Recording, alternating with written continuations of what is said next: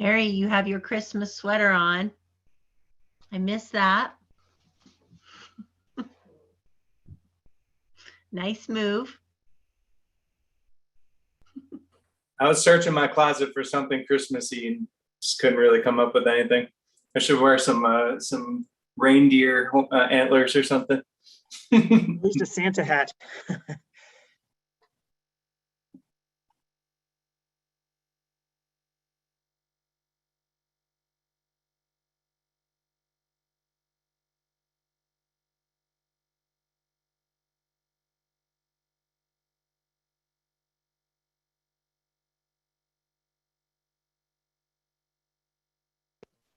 It is 4 o'clock and we have a quorum. So I will open this meeting of the Thompson Fire Special Fire District. The time is 4 o'clock. Present are Evan Clapper, Jacques Hadler, Tricia Dean, Gabriel Wojtek, Kevin Walker, Sarah Stock, administrative staff, Chris Baird, Mallory Nassau, Tara Collins, Quinn Hall, clerk auditor, and is Christina on at this point? I don't see her. Okay, we will open this meeting. Are there any citizens to be heard on the agenda for the Thompson Springs Special Fire District? We printed them on both sides. I'm going to use the ones I can. Are there? Mallory, are there any citizens to be heard? I don't think there are, Mary. I don't. Oh. You don't think so? Okay, there normally isn't. So we will go to approval of the minutes.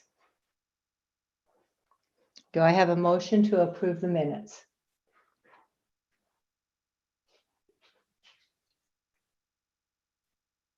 Can you hear me?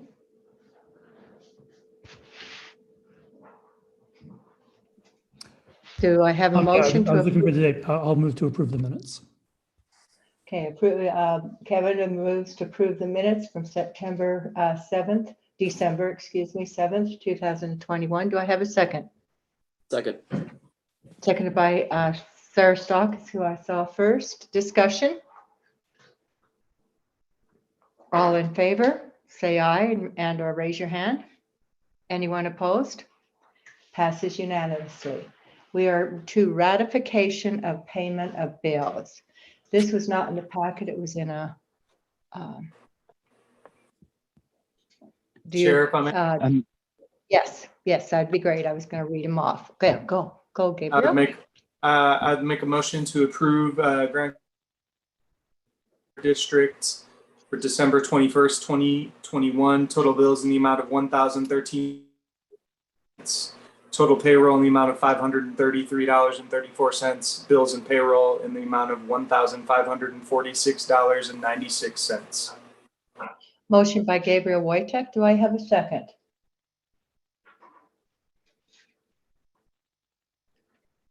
Do I have a second? Thank you, Kevin. A motion by Gabriel Wojtek, seconded by Kevin. Discussion? All in favor? Passes unanimously. We are to the chief's report. Commissioner McGann, this is Cliff Kuntz wondering if I missed the citizens to be heard. We are, Cliff, we are in Thompson Springs meeting. Oh. So we. Oh, I'm sorry, because there was no agenda packet, or there was no agenda at the beginning of the packet. So maybe you could tell me the first time for citizens to be heard in your regular meeting. It will follow at the regular time during the regular meeting. Yes. Anyone You else? don't know the time.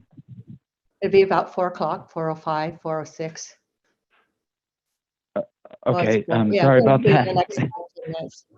It's probably going to take another 5-10 minutes, Cliff, before we get. Well, I can certainly wait, and I'm sorry for interrupting. So yeah, give it Here. about 10 minutes, okay? Thank you. Chief's report.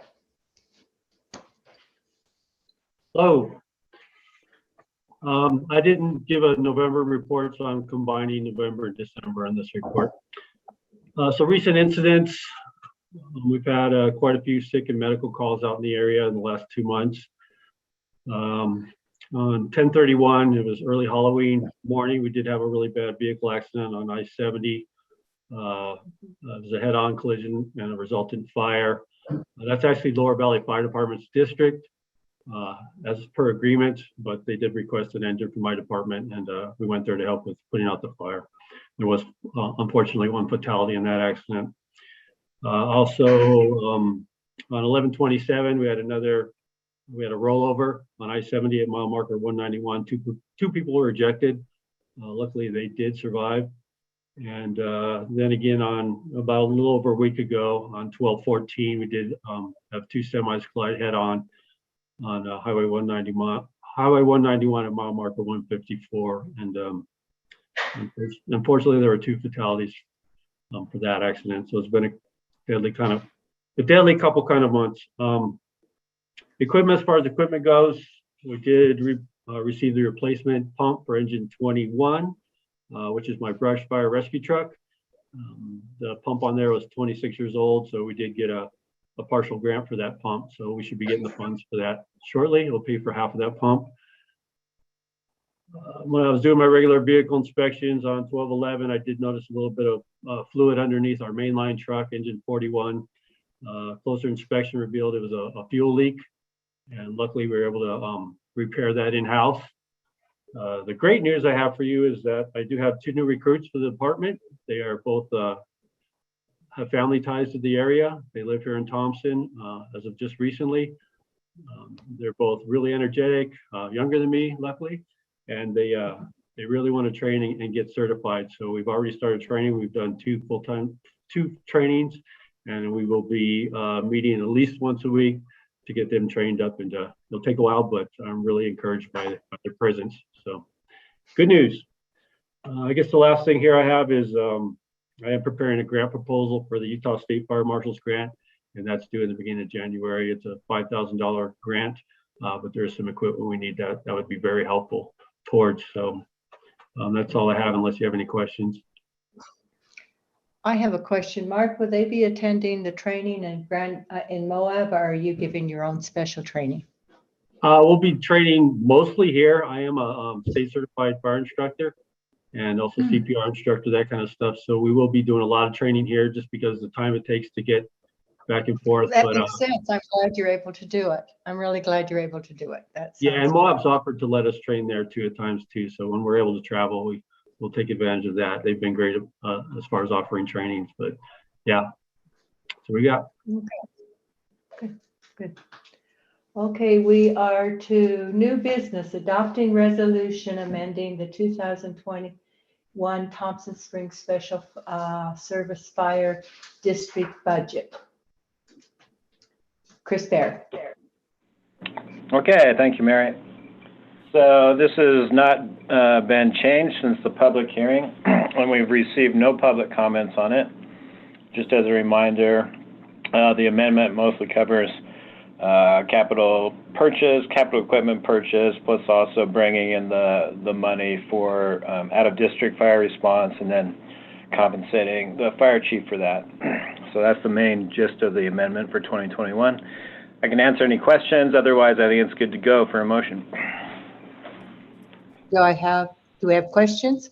Or does somebody have a motion? I'll go ahead and make a motion. I move to approve the Thompson Special Service Fire District budget amendment for 2021.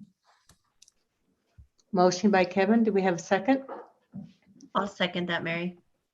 Seconded by Trish. Any discussion? All in favor? Passes unanimously. We are to adopting resolution approving the 2022 Thompson Springs Special Service Fire District budget. Chris Baird. Okay, same again, no changes since the public hearing.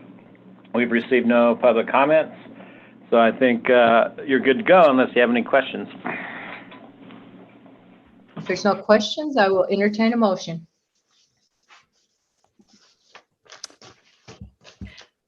I move to approve the Thompson Springs Special Service Fire District budget for 2022.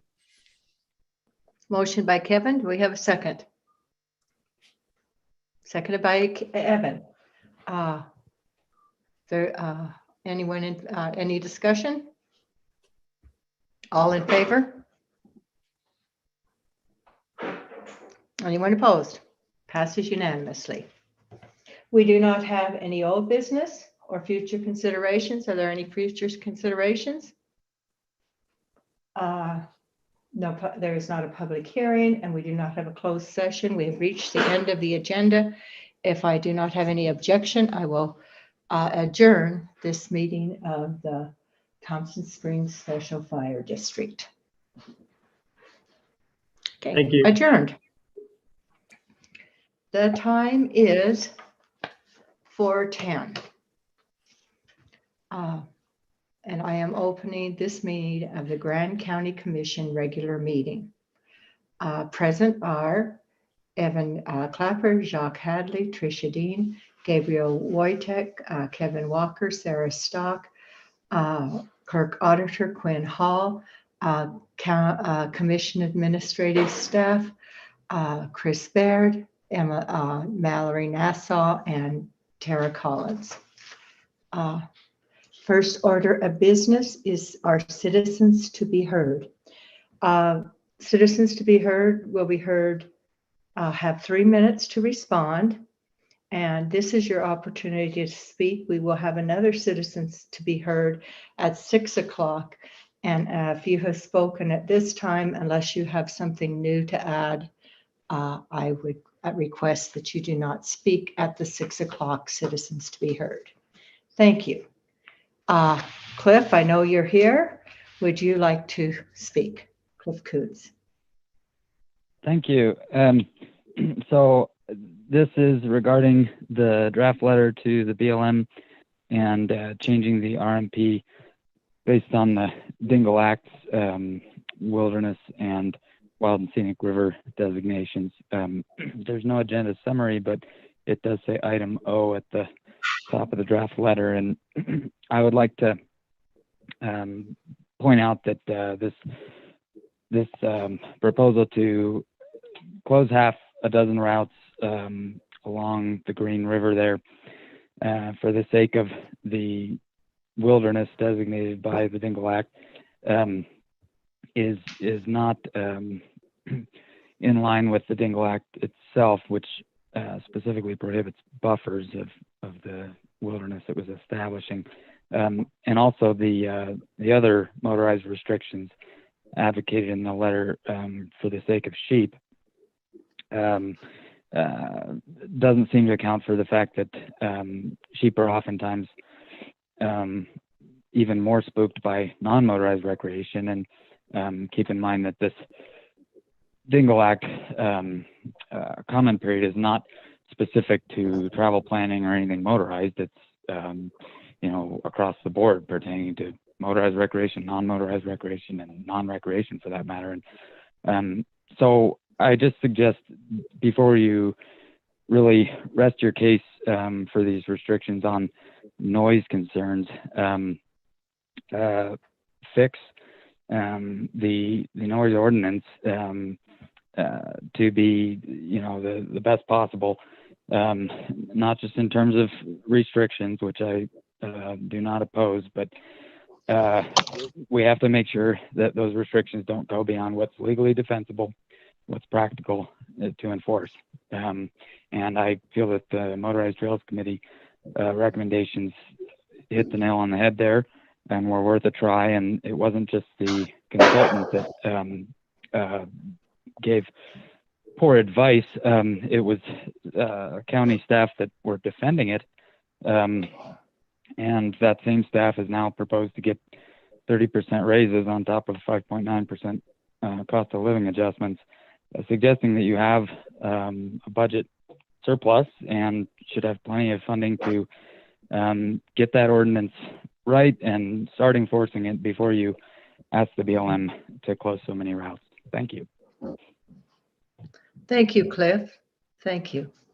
I see a Patrick McKay has his hand raised. Patrick, introduce yourself and tell me where you're Yes. from.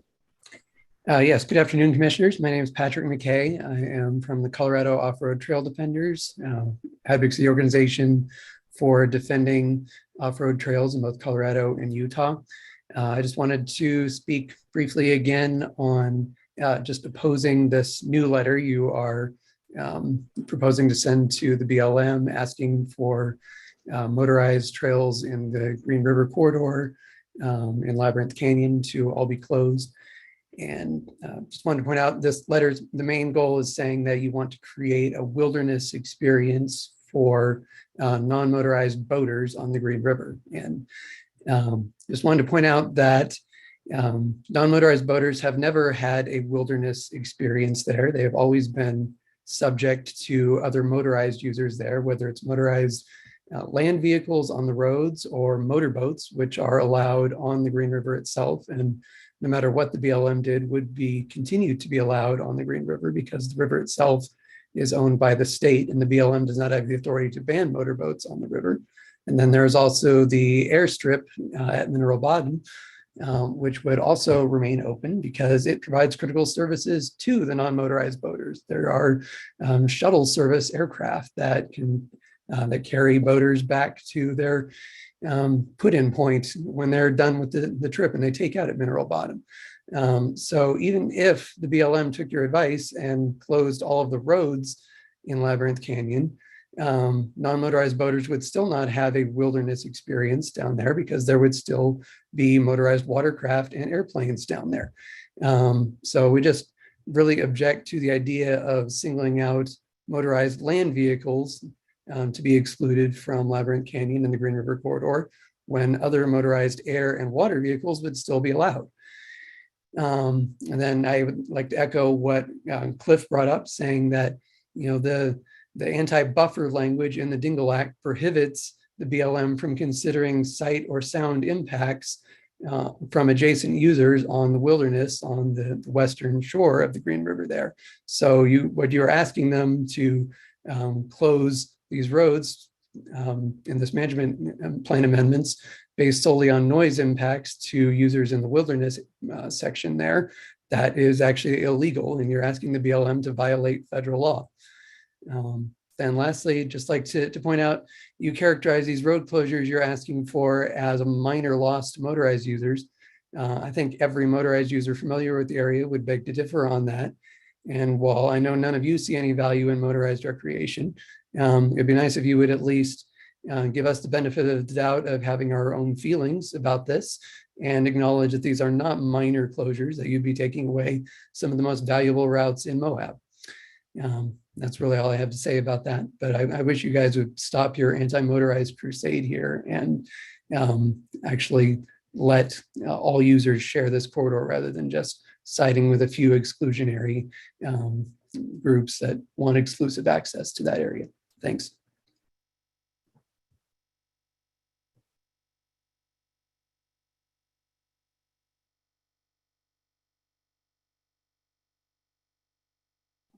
Mary, you're muted.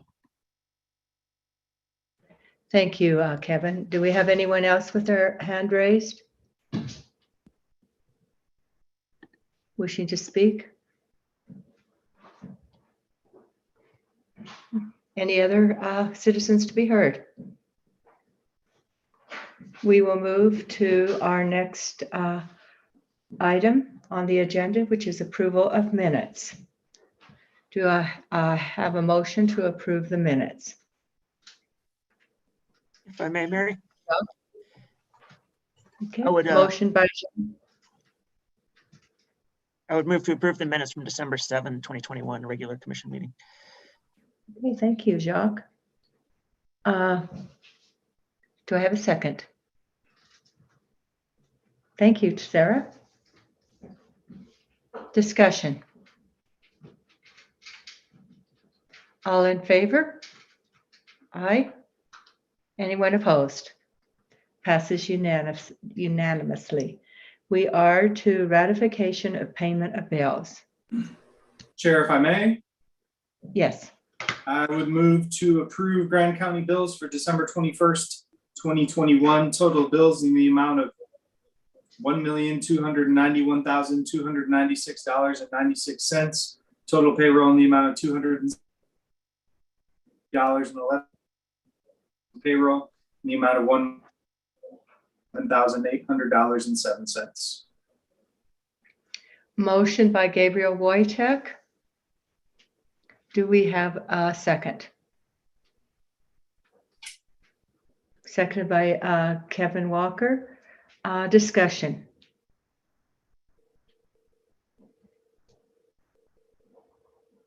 Seeing none, I will call for a vote. All in favor? Anyone opposed? Passes unanimously. We are to general commission, we are not. We are to commission member disclosures. This is the opportunity for any commission members who have something to disclose on an item that's on this agenda. Do we have any commissioner disclosures?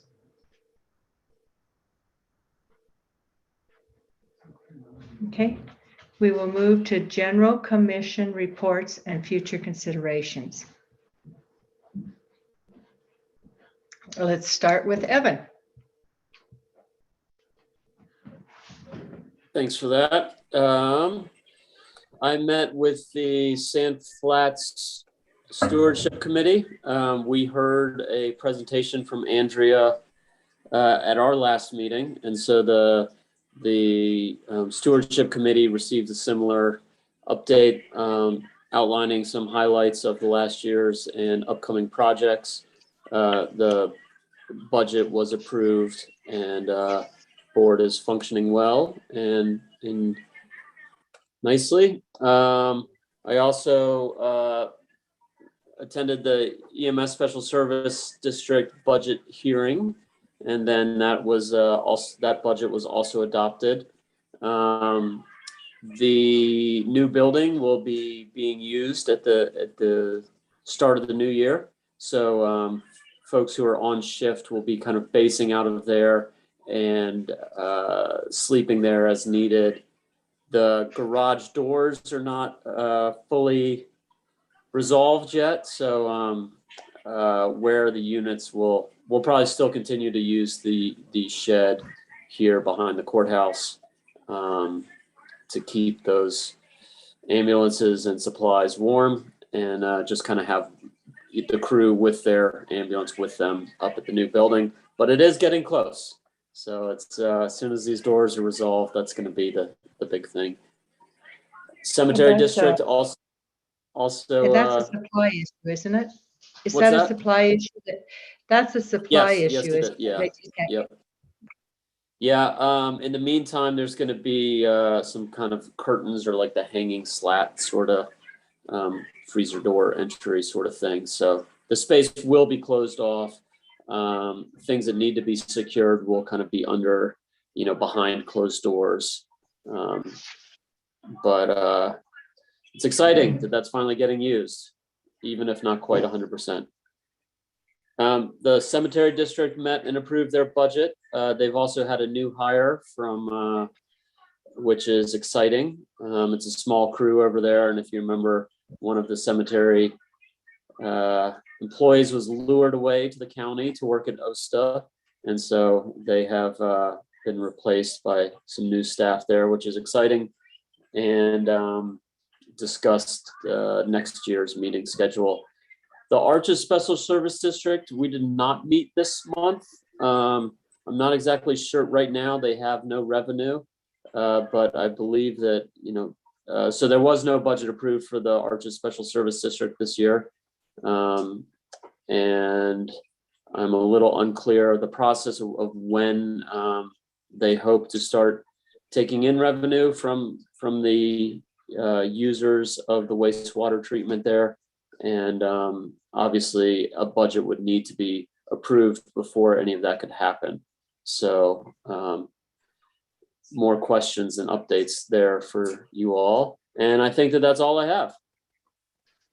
Thank you, Evan. Sarah? Let's see, I think my main update, we had the LPEC meeting, which is the Local Emergency Planning Committee meeting. And a few updates from that are that dispatch can now receive texts to 911, which is pretty cool. And there'll be more press coming out about that.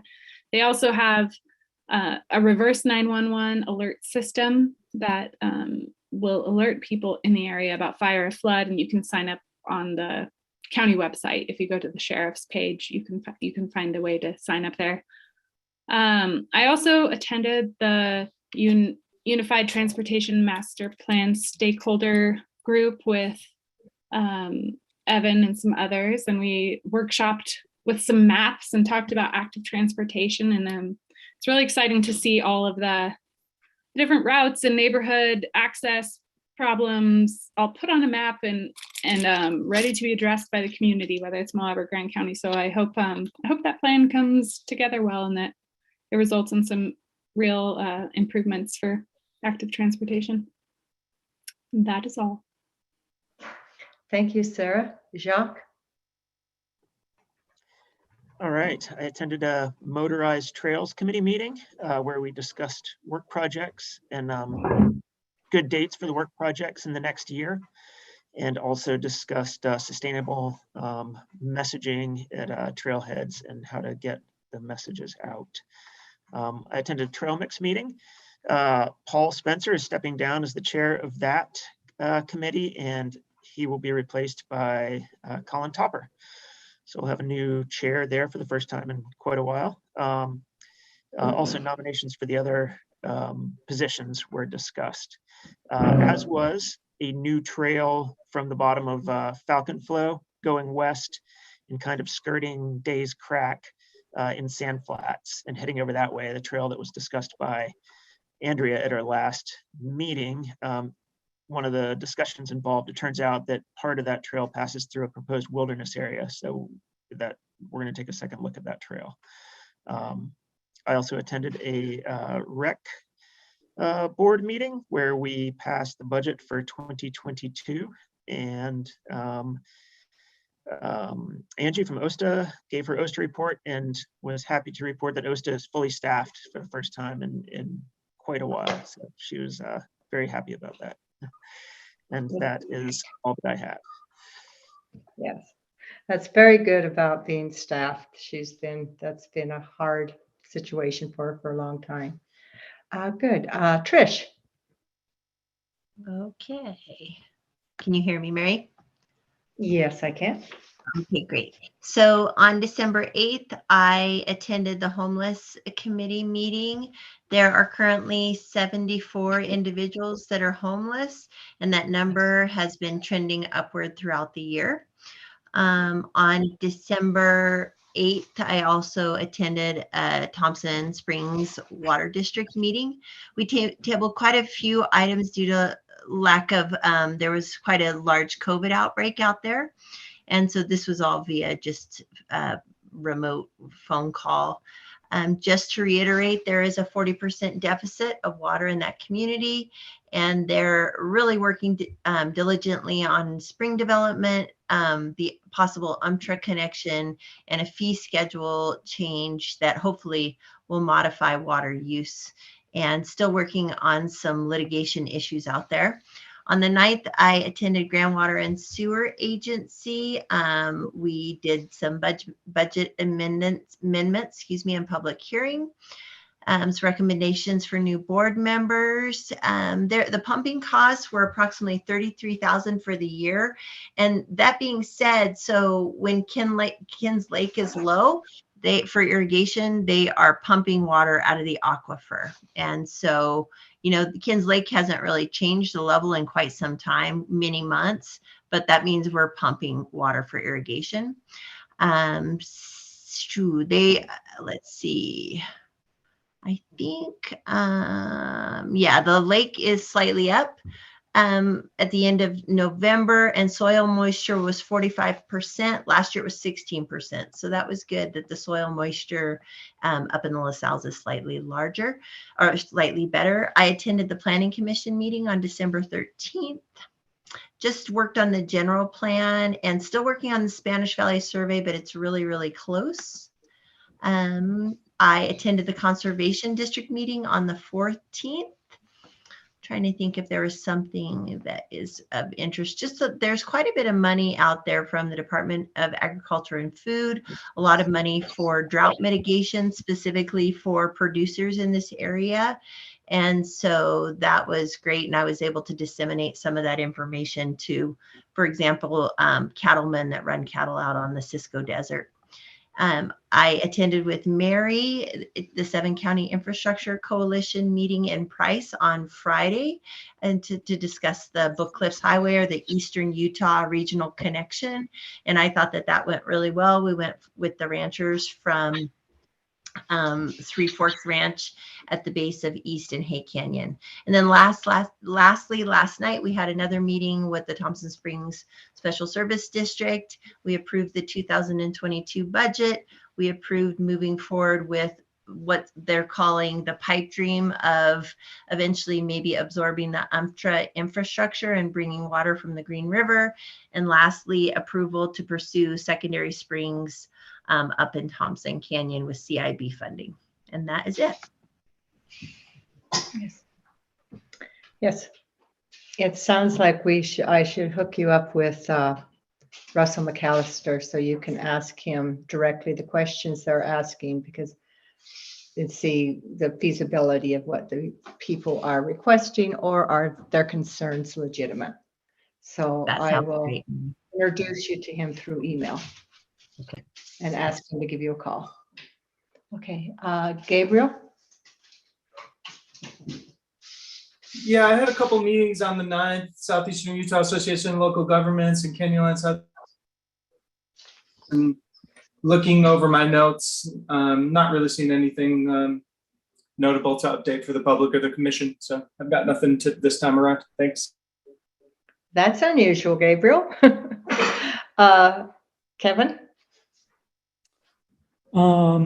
See, I attended a meeting of Moab Dark Skies, which is, I guess there were a lot of city and county officials there, in addition to concerned citizens.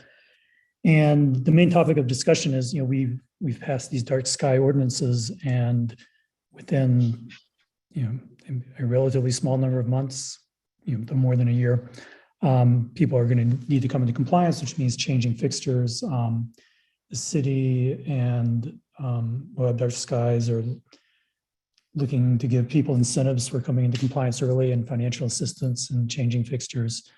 John Gunther was there as well, and he's going to look at ways that the county can do similar things. Perhaps just piggyback on some of the initiatives the city is taking. So I just wanted to put that on people's, radar, that we're going to need to start gearing up our efforts to get people into compliance with the Dark Night Skies ordinance. And there was also some work on putting precincts together, but that's on the agenda, so I won't talk about it here.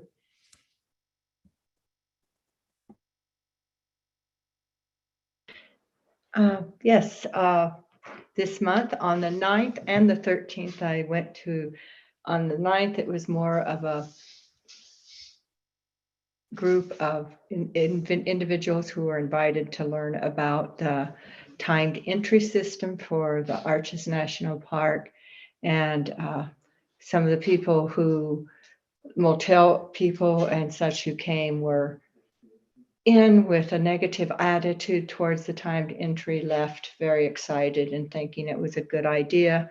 So they had another meeting on the 13th at the Hoodoo in their convention area, and it went really well as well. So there's a lot of information on the Arches webpage on how it will work, and so it's exciting to see that happen. Our Grand County Commission has been in favor of this for a long time, so it was good to see it come to fruition. On the 14th, I attended the Travel Commission meeting, and we approved the Folk Festival, funding for Folk Festival and the free concerts. And we reassigned, we reappointed Chanel Manazua, I think I pronounced that incorrectly, to another term on the board. Discussion on the stage and how to move forward with how we brand our county so that we are really getting across our desire for recreating with respect. It was a good conversation. On the 16th, I attended Housing Authority meeting. Right now, there are currently 48 vouchers on the street, and there are 34 people on the waiting list. So there are 48 out. There are still 3 vouchers ready for veterans that at this point no one qualifies. Both are open and taking applications. So good to get your name on the application if you want to have a voucher. Cinema Court, currently 1-bedroom vacancy, and the waiting list is 1 to 35 for a 35 waiting list for 1 bedroom, 59 for 2 bedrooms, and 48 for 3 bedrooms. It's been coming up to 10 years being built, so they're really looking at the maintenance and how to maintain it so its quality stays. The MAPS, the Moab Area Partnership for Seniors, there are 1 bedroom vacancy with a scheduled move-in. So in a sense, they don't have a vacancy, and they have a waiting list of 44 people on the 1 bedroom and 17 on the 2. Wingate, all 22 units are occupied, and the waiting list is 77. The Virginia is fully occupied, and two people are expected to move out, which will open it up for some others. They're very excited about Arroyo Crossing. 9 homes are now being created, and looking forward to in January starting a great deal more. And then like Chris with Trish, I went to the 7 County Infrastructure Coalition meeting on the 17th, and it went really well. I felt like the 7 commissioners that were on that board seemed to hear what our concerns were, so it felt good. So that is my report. Thank you. We are now to elected official reports. Do we have any elected officials that have anything to report? Okay. Department reports. We do not have any scheduled department report nor agency reports. We are to presentations. I'm excited about this. We're having a presentation on the Utah Raptor State Park.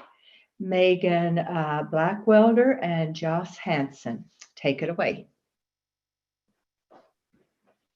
Hello. Hello. So I'm Megan Blackwelder. I'm the Southeast Region Manager for Utah State Parks, and I'm based out of Moab.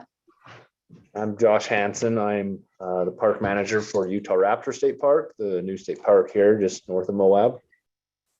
All right, and we're going to share a screen with you to do a little presentation about the new Utah Raptor State Park. So just give us a sec.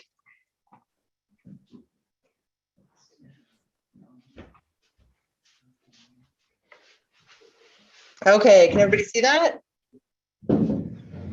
Yes. Okay. All right, so to start off, we want to tell you a little bit about the park boundaries. I know most of you are familiar with the new Utah Raptor State Park. It was designated by the state legislature last March. And so since then, we've been working on establishing boundaries for the park. And although it's not totally finalized, you can see on this map, if you can see my cursor, this is basically the boundary that we're discussing, this red line here. And this lower blue portion was formerly SITLA land, School and Institutional Trust Lands Administration lands, and we have purchased that piece, so it is now part of the park.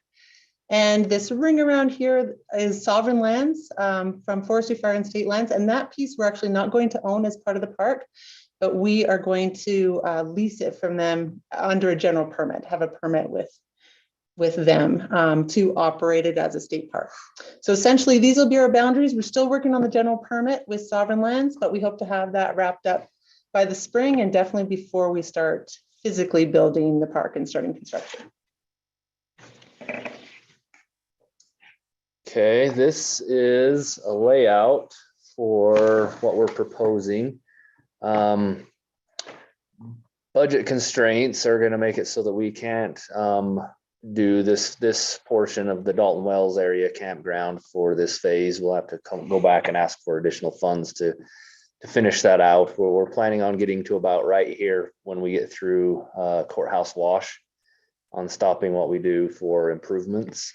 We'll still allow camping over here, but it will have to be in designated areas, not just dispersed wherever people want to go.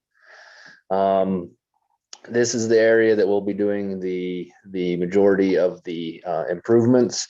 Our visitor center will be here. These will be roads that will head off over to the Dalton Wells area and the Willow Springs area. We've got a petition to vacate to create a safer way for people to get on and off the highway right here. This would be the entrance or the turnoff for Willow Springs, and this would be the turnoff for Dalton Wells. We're looking at vacating those and creating a safer single entrance and exit into these areas so that people can still access Willow Springs and go over to Arches or access the Dalton Wells area and go up towards the Sitla land up to the north of us. We would have turnout lanes, acceleration, deceleration lanes here, along with a wider turning spot here for people can get out easier. Our visitor center here, this will be the main campground that will have electrical and water hookups. There will be dump stations available for those needing to dump sewage. This is where our housing will be for our staff and employees that work for the park. This little area here will be dispersed camping that will improve to try and mitigate the excessive camping that's happening in this area. We'll try and mitigate the impacts that are happening there. As we know, every year things get a little bigger and wider down there as people keep trying to find places to camp.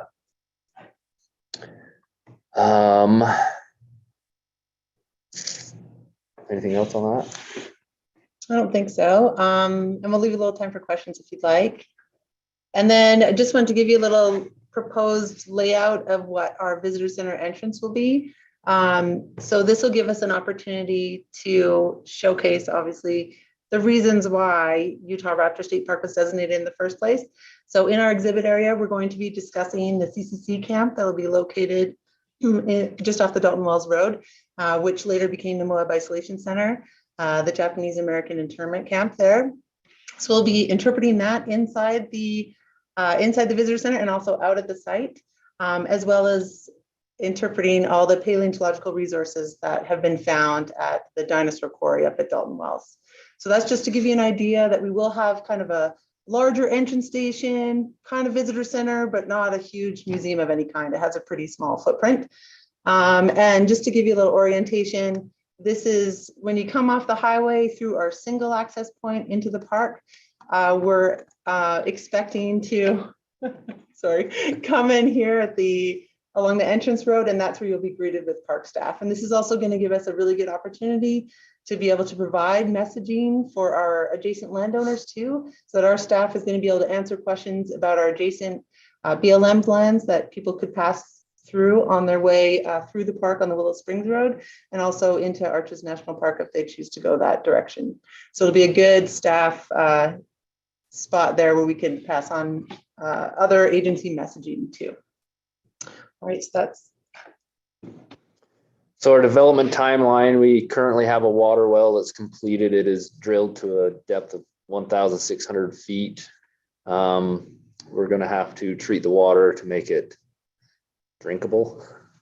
Designs for the park are still ongoing. We're still in the programming phase, trying to figure out what we have the funds to complete. We want to do things the correct way. So that's one reason that we decided to kind of cut the Dalton Wells area and focus on the Willow Springs so that the campground was done correctly. But they're ongoing. We're trying to get the biggest bang for our buck with our designs, and to design it so that it flows well and is a highly usable campground. And then we're anticipating having an opening in sometime in 2023. Kind of vague on that, but 2023 we should have something operational. Okay, and we sent also with you in the packet, hopefully just a few little facts about where we're at with the park right now, and also our contact information at the bottom. So don't hesitate to call, email, reach out to us if you have any further questions. So from that map that I saw, they did include those small areas on the west side of Highway 191, correct? Correct. And it also includes all that frontage section, that Scylla frontage section on either side of the Willow Springs Road. So that will be all park. Okay, yeah.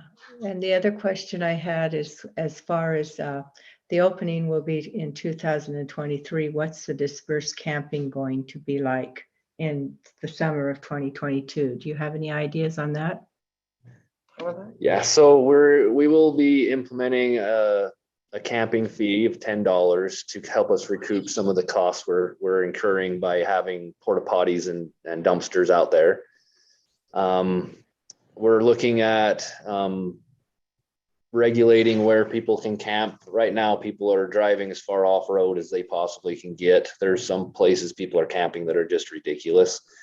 And it's just exponentially growing. Every year people find new spots and they go farther and farther off of the main road. So we're going to look at what looks reasonable and what is acceptable. And there might be some areas that get closed off with some rocks, but we're going to try and allow camping as much as we can until we have a park built. So control it. Yeah, we're going to control it. Any other questions from the commission? Yeah. This is Jacques. My video is not working well, but I had a question about the sovereign trails, if there was any plans for improvement or maintenance of those trails. I was out there riding a couple of weeks ago and the trails are in pretty poor shape. Wondering how those were going to be incorporated into the overall scheme of the park. So we've got a lot of trails out there. I've ridden quite a few of them, and there's a lot of stuff we need to do. I'm the sole employee right now. We need to, and as soon as I can get more staff, we need to go and inventory these trails and figure out if there's trails that we just don't want anymore, or trails that just don't make sense, and inventory them and mark them and get an actual travel plan together for the park so that we can actually enforce the rules that we have for driving off-road or off-trail. Got it. Thank you. Any further questions?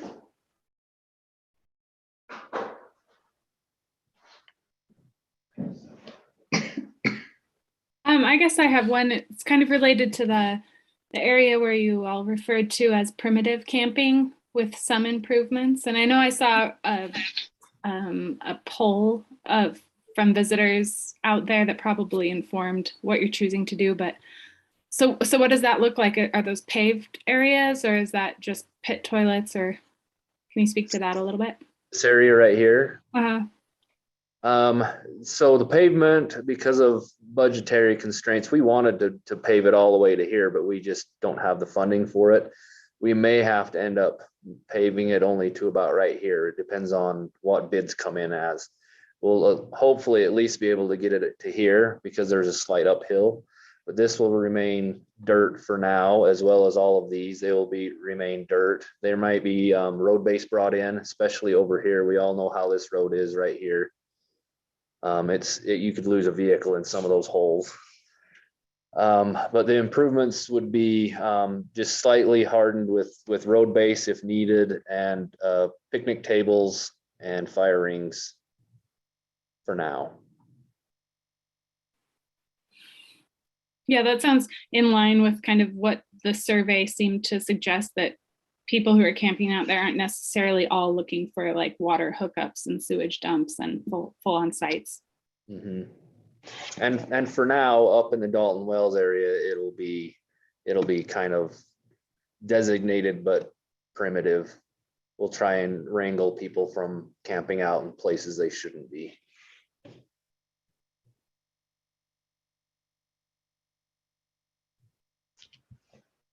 Thank you. Any further questions?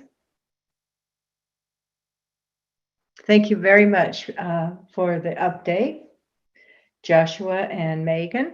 And yes. Thanks for having us. Thank And you. feel free to reach out with any questions. We will do. Thank you. I would entertain a motion to postpone the presentation on victim advocate unit. Karen is not well tonight. Would someone make that motion to postpone? I would move to postpone until the next regular meeting. Okay, motion by Evan. Do I have a second? Seconded by Kevin. All in favor? Anyone opposed? Passes unanimously. We are to the presentation of Years of Service Award. Renee. Thank you, Mary. Let me share my screen and I'll get started here.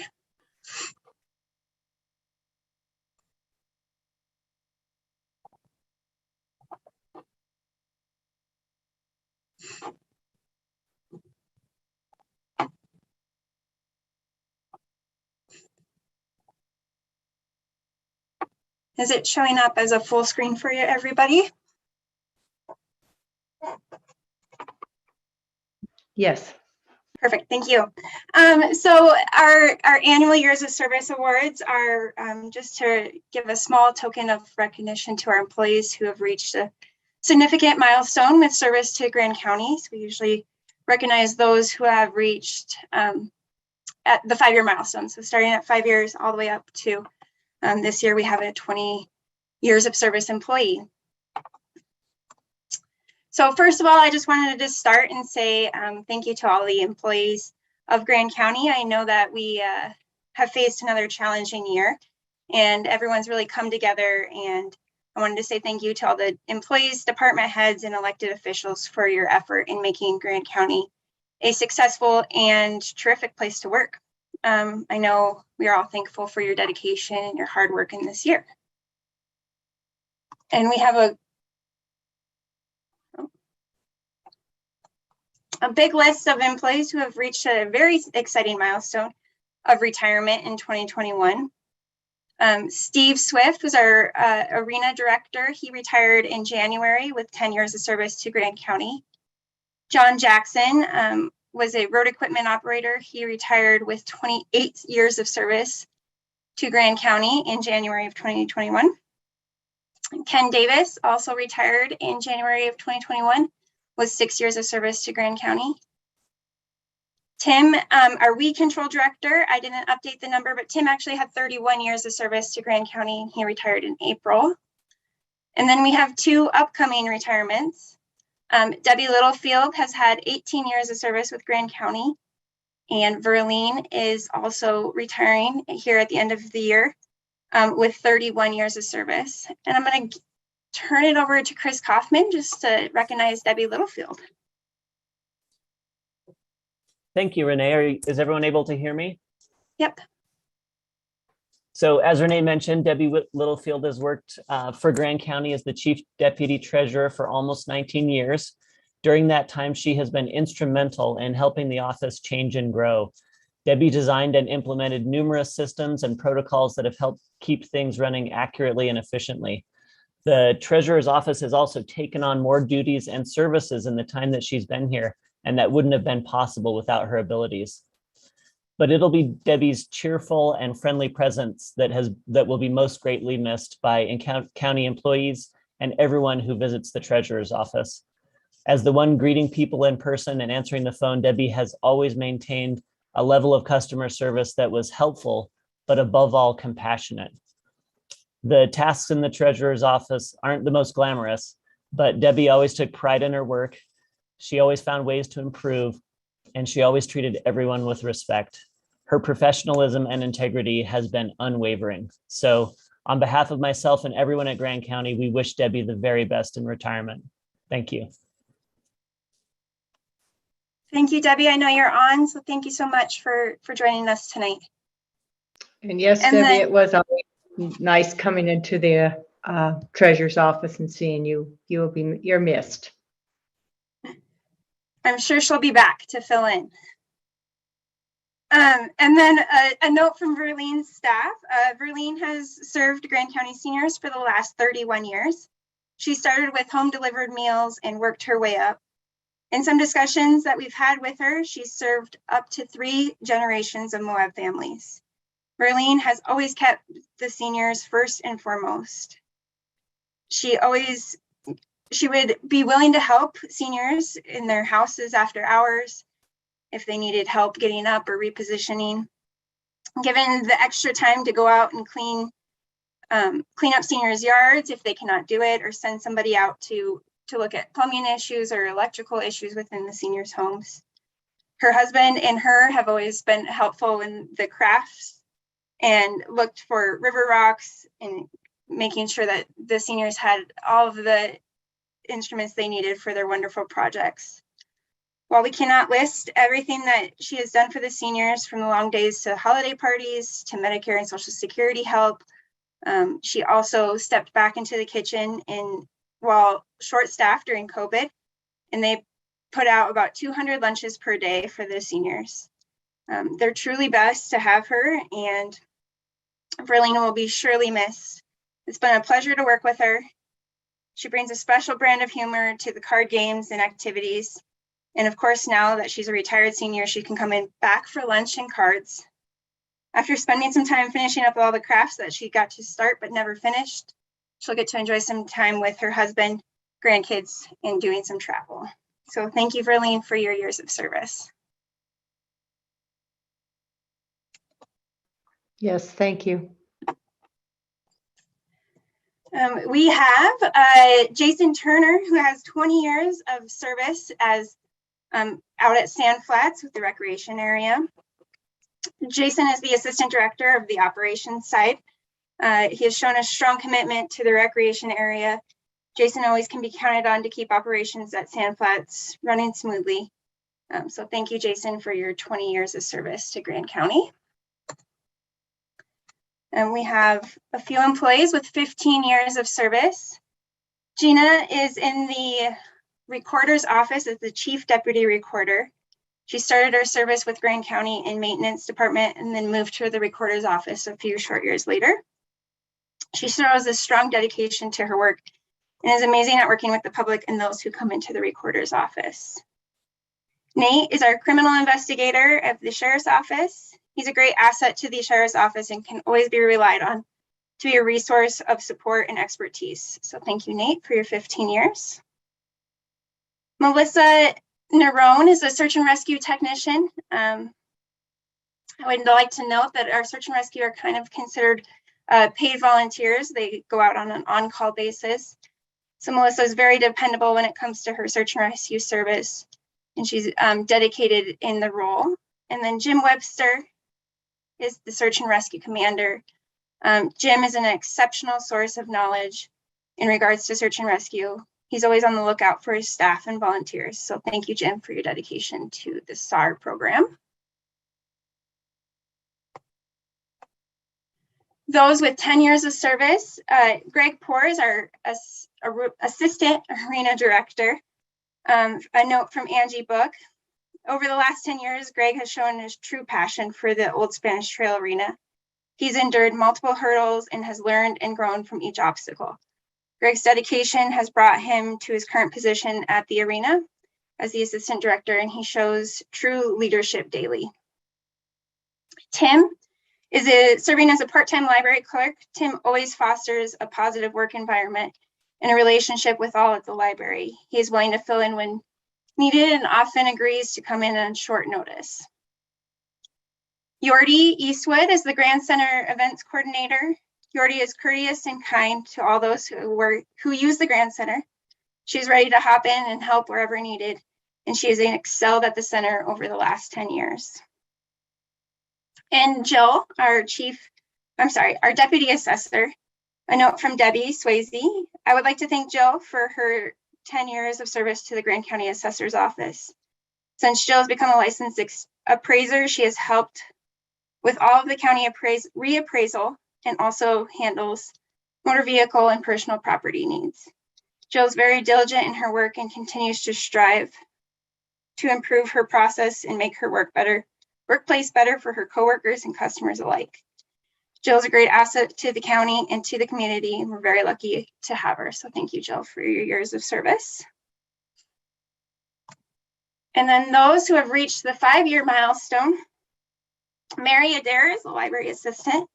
She works to have a strong and positive relationship with her coworkers and library patrons. She can always be counted on to work hard and has taken on many changes and challenges during her time at the library.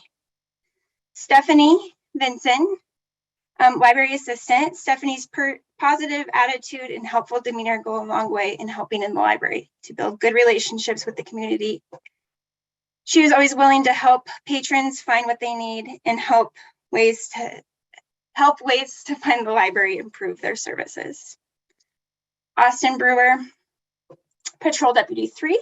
Austin is a model employee of the Sheriff's Office. He has gone out of his way to take on additional training to enhance his abilities as a patrol deputy and to provide exceptional customer service to the community. Jameson Wiggins, Patrol Deputy 3. Jameson has shown a positive working relationship in a diverse workplace. He is a strong team player and always willing to help. And he is motivated to learn new things and new techniques, and is a quick learner and always open to share his knowledge. And Brad Hines shows tact and finesse when communicating with members of the public. Brad shows up as a team player and is always ready to hop in where needed. And then the last person on that list is me. So I just wanted to take a final moment to thank everybody. Grand County is a great place to work, and I'm happy that I've got to be here for 5 years and looking forward to many more. Thank you, Renee. We appreciate you also.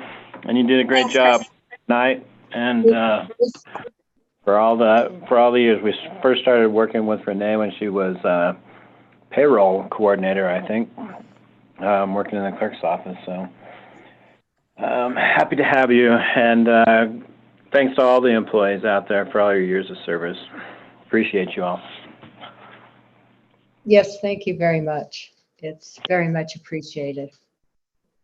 We're lucky to have you. Thank you. Absolutely. Well, thank you, everybody. We are to presentation of the 2021 Grand County Internal Audit Committee Report and Fraud Risk Assessment. I want to begin by just congratulating Grand County. I mean, we are one of the only counties that have followed through on the bill that was passed by the legislators that we had to start having an audit committee. I know I've been at meetings where it's been brought up and they say, how many of you have an internal audit committee? And I'm the only one that raises our hand. And I find that I'm really proud of us because I think it does provide an amazing service. It helps us see where we're doing well and where we need to improve. And that we are at low risk of fraud is really, really good, especially if anybody gets the Salt Lake Tribune and here's what's going on in other counties. We're doing very well. We're doing very well. It's a long report. I've looked through it a few times, but I thought maybe the easiest thing to do is ask you if you have any questions or if the other members of the committee have anything to add or they would like to highlight. I know one of the things we've worked on a lot this year is working on ways to handle cash in a more effective way to lower the possibility of fraud in that arena. So are there any questions to begin with? From the report. Do you have anything to add, Sarah or Kevin? We worked it out. Yes. Kevin? No, I just, echo what you said. I'm glad the Grand County is getting out ahead of this. So. And I think it's, yes, it was something that was legislated by the state, but I think it's one of the times that they did something that was really valuable. That if all the counties were doing it, we wouldn't be reading on a weekly basis. It seems like we're reading something where another county's in trouble for the handling of the way they handle their audits and their monies.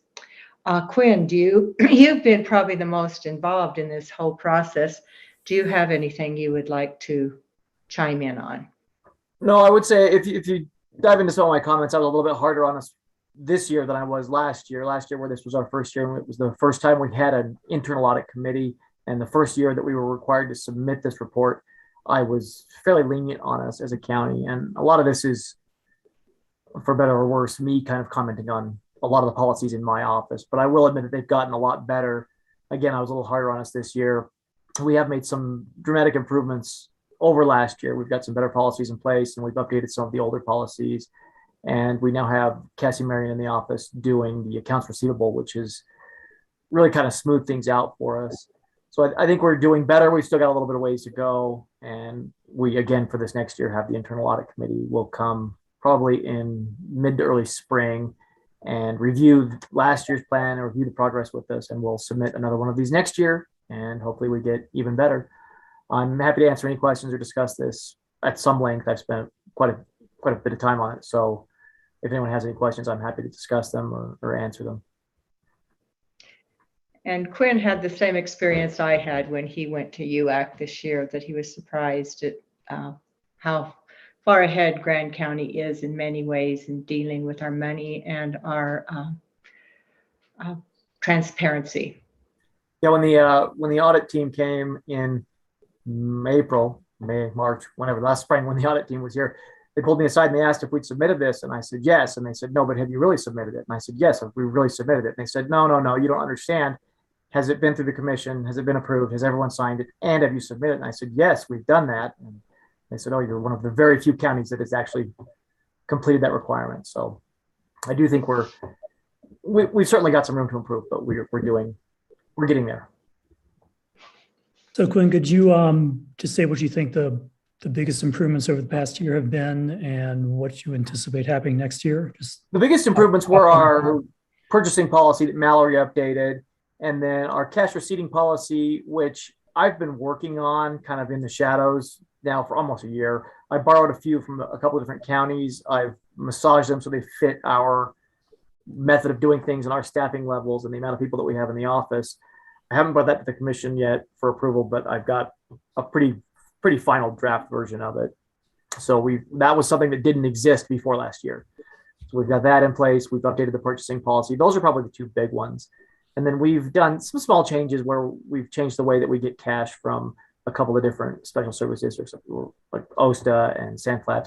We've buttoned up some of the procedures there on the advice of the internal audit committee. And I think that our policy, like creating those policies and having those written down and being followed, is probably the biggest improvement we've seen. Thank you. What's on the schedule for next year? I don't know. I'd have to. Was there anything I could do to get this done for this year? We'll sit down with the internal audit committee. We've got that. I need to schedule something with them. It'll probably be February or March before they get down here, and we'll sit down with them and we'll come up with a written plan to complete and button up a few more procedures before the end of next summer, and then we'll have those implemented by the time this is due next year. Great. Well, thank you for the work you've done on this. What's that, Mallory? if I could add to that, I'd just say for the year ahead, lots of continued policy and procedures updates.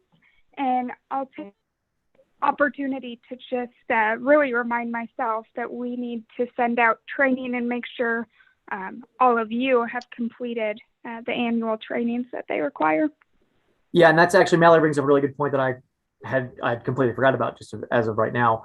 But yeah, there are certain trainings that the commissioners and that all the elected officials are supposed to take, and we're supposed to keep track of those. And while I think most people have taken them and it's being kept track of, we could probably do that considerably better.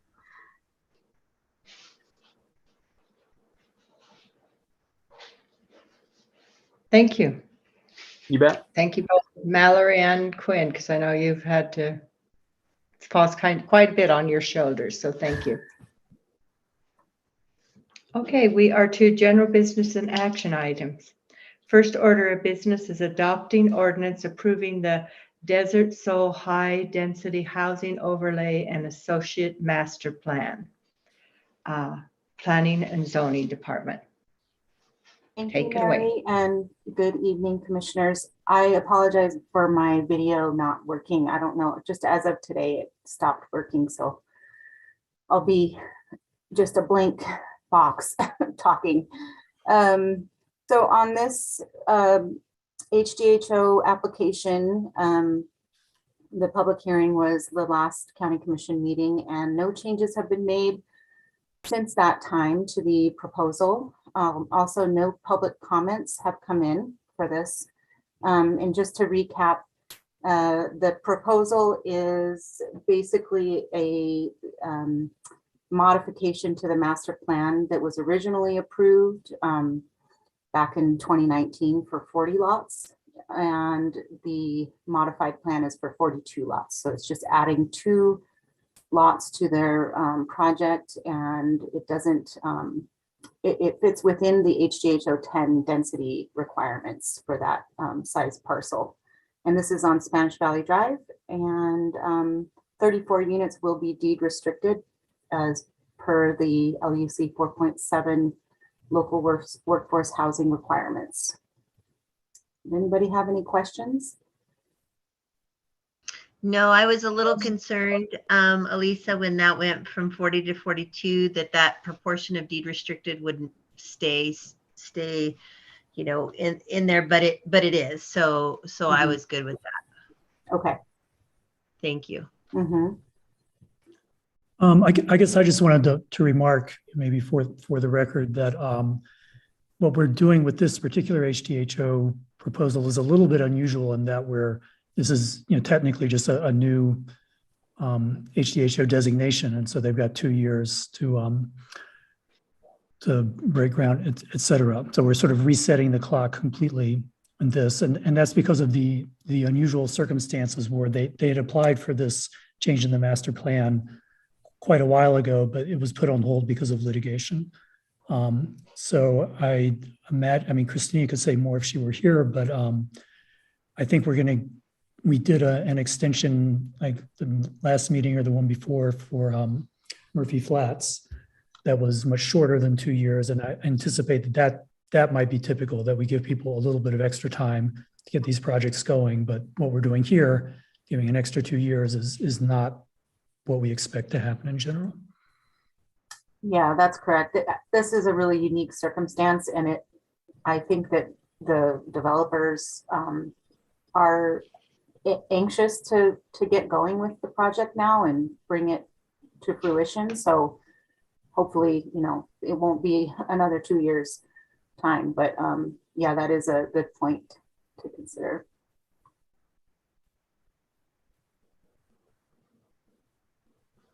Any further questions?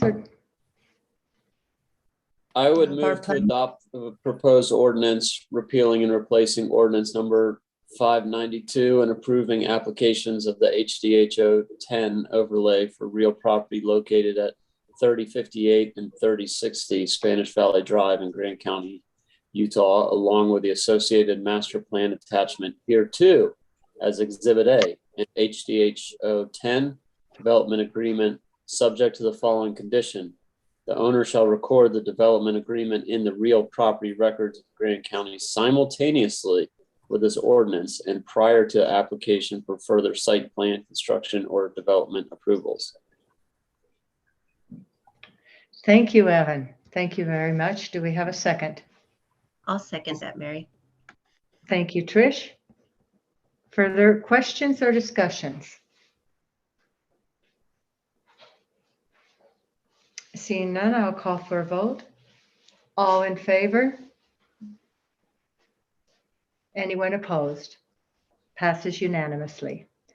We are to item G, adopting ordinance approving the Sky Retreat at Westwater Overnight Accommodations Overlay Campground District, planning and zoning.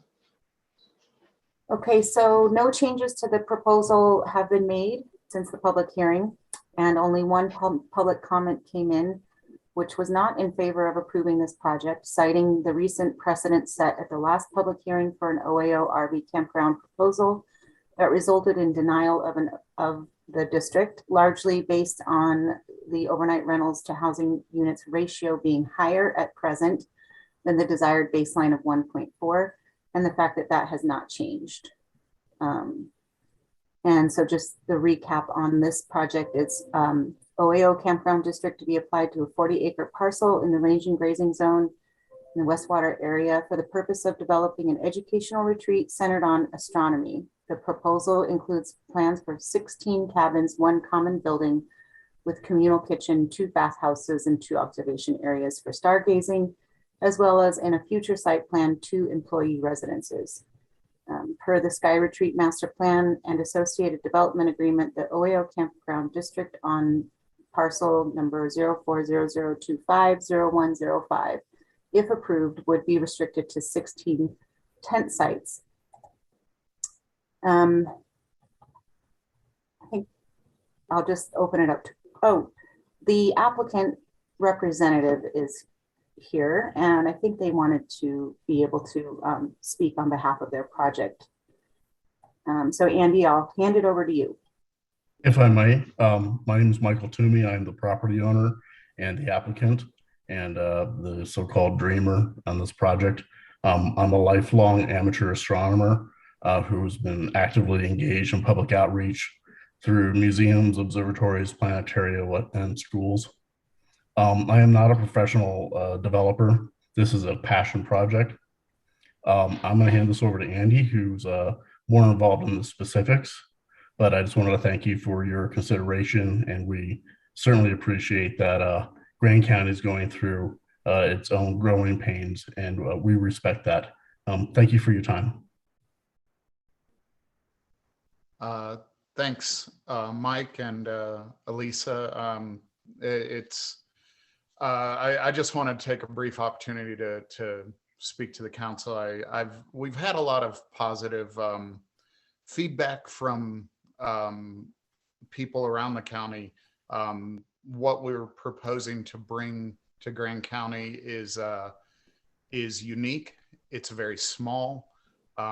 It is, as Mike said, a passion project. There are not going to be projects of this nature that come about very often because it's not intended to make money, quite honestly. It's intended to sustain itself, to be a facility for exploration outreach for what Mike believes in, which is science and astronomy and inspiring others, but creating a format that can be self-sustaining is the motivation for building it in as a business entity that can continue even if Mike is not able to continue with it. But to add something special, we do really appreciate the extraordinary nature of Moab, but we also want to recognize that we're in a far-flung corner of Grand County. We are not Moab. The very small footprint that we want to develop does not in any reasonable way affect the growth and development challenges that Moab is working hard to correct. we, we're small. We're a 3-hour round trip from Moab. We're twice as close to other towns. The vision for the retreat is a place where people will come and stay, have an opportunity to appreciate nature during the day and have guided stargazing experiences in the evening. It's not a place for them to come and rage on nature and conquer nature. It's a different type of environment. We offer, in saying that we offer something unique or different in recreational diversity to the county. We hope that the commission can use their legislative discretion and make a judgment to just give us this next step toward trying to develop a development plan that the county will be excited to approve, so that everyone is on the same page who might be watching, listening, in granting a zoning overlay for overnight accommodations. In no way is the county granting our development. It's just a step in the process to let us try to develop all of the correct details. We have worked with the county for over 2 years, and of late there's been a lot of discussion that we're not an RV campground because it's a use specific application. Well, that's the category that the county employees placed us in. It's not our fault that Mike's vision does not neatly fit into a category that has been created. That is the closest match. That is what we've worked with. We have proactively asked, is this the right category? Are we doing all the right things? Are we checking all the right boxes? We're not pros at this. We're just trying to bring something special to the county. So in the various staff turnovers, it has been asked and answered again that is the best fit. We appreciate that we're kind of unique and we don't fit into boxes well, but we're trying to do everything right, and we're trying to bring something forward. And we hope that you'll at least give us this next step so that we can try to move forward with the process. Thank you. Are there any questions? Yes, Kevin. This is maybe more a comment than a question. I do, the overnight accommodation ordinance was deliberately designed to make it, less easy to get permits for new overnight accommodations. And I think the vision was that there would be relatively few exceptions. I do think that this project should be one of the exceptions. And for me, the two main reasons are, one, it's quite far from Moab and Highway 191, 313 in the areas that we're concerned about. And also note in passing that the Oeo ordinance had some exemptions already in it for Thompson and maybe even Cisco, I think. And the other very important thing I think is that it's quite small. So not only is it quite distant, but it's just a lot smaller and lower impact than a lot of proposals we see. And then a third reason, maybe a little bit less important than the big two, is that this does add something new and different to the spectrum of opportunities we offer for visitors. This isn't yet another hotel or yet another rental condo, yet another campground. It's a little bit different. So I think especially the first two of those, and to a lesser extent the third, makes me inclined to grant one of our rare Oeo permits. So. And thank you very much, Kevin, for starting this process, because it is recommended that we each may express our findings as to why we are choosing to vote one way or the other. So is anyone else ready to do their findings? Yes, Trish. Well, I have some questions. So Michael or Andy, where are you guys from? Do you mind letting me know where you guys are from? Up until recently, I was living in Boulder, Colorado, and I have recently moved to Albuquerque, New Mexico. And I've Okay. lived in Florida for over 40 years, and I've explored the Rocky Mountains for the better part of the last 12 years. Okay. And I currently live in Boulder County. Okay. I've known Mike since we were in middle school together in Florida. I wish all of you had the opportunity as well. You'd know how genuine he is. But yeah, and my first trip to Moab was on a special vacation where he introduced me to the great town about 15 years ago. So we Right. love Moab, but no, we don't live in Moab. Right. And so, I mean, I guess one thing I'll say is at least from my perspective, I would be a little more receptive to supporting locals that are trying to develop and survive here. So I'm just going to state that. And then I was a little confused. Are you guys going to provide employee housing? Yes, from day one, the vision is to have the primary objective is late night stargazing with a venue where people can stay at the venue. So there's no way in the world employees could be expected to show people around the night sky until 4 a.m. and then go drive somewhere. Okay, so great. That has always been part of the plan. Okay, that's really good to hear. I guess I'm a little, concerned when I hear, I worked for CFI. That's when I came here. I worked for an educational institution that was based in Professor Valley. And it was truly, we had a yurt, but other than that, we were in tents. And so it was very rustic. And I would state that I don't think that we had much impact. Yet when I read this, when I hear or like see deluxe cabin, to me, I don't know what that means. So maybe you can elaborate on that just a little bit. To me, that goes a little bit beyond an educational, like I have a degree in environmental ed and I've worked at many outdoor ed programs. And so we didn't have deluxe cabins. So I'm struggling a little bit with that.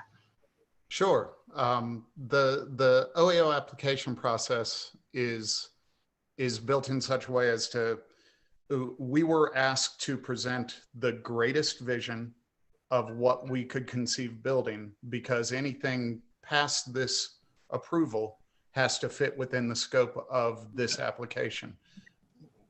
We put on paper a much larger concept than we ultimately want to build. If the county would like to tell us to limit it to something, we're open. We just want to know if we can move forward to trying to plan something. We're not a corporation. We don't have bottomless pockets. The process of trying to plan and have everything designed is very expensive. Mike, when we started this 2 years ago and I started to help him with the project, he actually came to me with the idea of building yurts. I pushed back on the idea of yurts because we are off grid. The cost of keeping a yurt comfortable while someone who stayed up till 4 a.m. looking at the stars sleeps in during 100+ degree temperatures, you can't build enough solar panels and batteries reasonably to keep those conditions comfortable, is what I was able to come to understand. So I pushed toward a more insulative structure. I would most like to build it into do bermed construction, which is the most efficient way to shelter someone. Okay, and that's pretty much my questions. I do want to make just a couple quick comments. It's only an hour from there to Moab, so it's not an hour and a half. And I will state that your guests will be going to Moab. It will have impact on Moab, which in a good way, it'll provide, our businesses will reap benefits from that. But there's also, the repercussions of more visitors. So I don't want you to fall into that trap of thinking that there won't be impacts on Grand County or within the Valley. There will be. But again, we gain quite a bit from that too. So I just want to make that clear.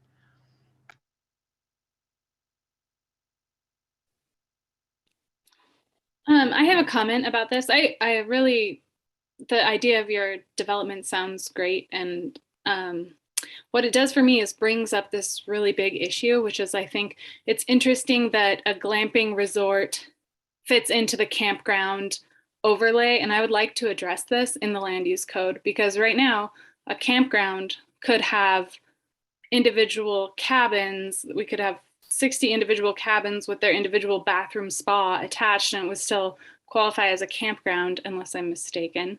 But to me, this like brings up this idea that with the planning commission and the planning staff, I'd really like to see glamping kind of pulled out of that, out of the campground overlay for the future. But they are working on that, Sarah. I will let you know. Okay. Yeah, but then the impact and the footprint of this this specific resort, I hear what you guys are saying is that this is in our land use code right now. It fits into the campground overlay, and it's so small. It's 16 cabins or at the maximum. So I'm not opposed to this specific development. I just wanted to flag that issue. I'd really like to see it addressed. I really appreciate your, oh, sorry, go ahead, Kevin. Just to comment on that, one thing that's very different between this part of the land use code and all the other parts is these are all legislative approvals, and we have to see the master plan before we approve it. So if we decide we don't like glamping, we just don't approve anything that's got glamping in it. And if we decide we only like glamping, then we just only approve things that are, so there's, it's not a use by right thing. So I think that issue of lumping those together, this doesn't matter very much because of that legislative. It's not used by right. Right. Okay. But it doesn't mean we couldn't clean up the land use code, but that just doesn't seem so urgent to me. I see. Yeah, and I'll just add to that, we do have some work being done to identify some of the difficulties with the way the code is written in the OAO section right now, just in how we're implementing it, because it's so new. We haven't really had, we've only had these few applications come in, and it's brought to light some kind of issues and conflicts around the way it's really implemented on the ground. And so we're looking at a few different things to maybe propose changes to, and then also we do have an idea for pulling out and making a new category that would be more fit to this kind of glamping type of use. So it is in the works, and we'll bring something forward soon. I think we were hoping to have the Planning Commission really look at it again in January and then bring it to the commission.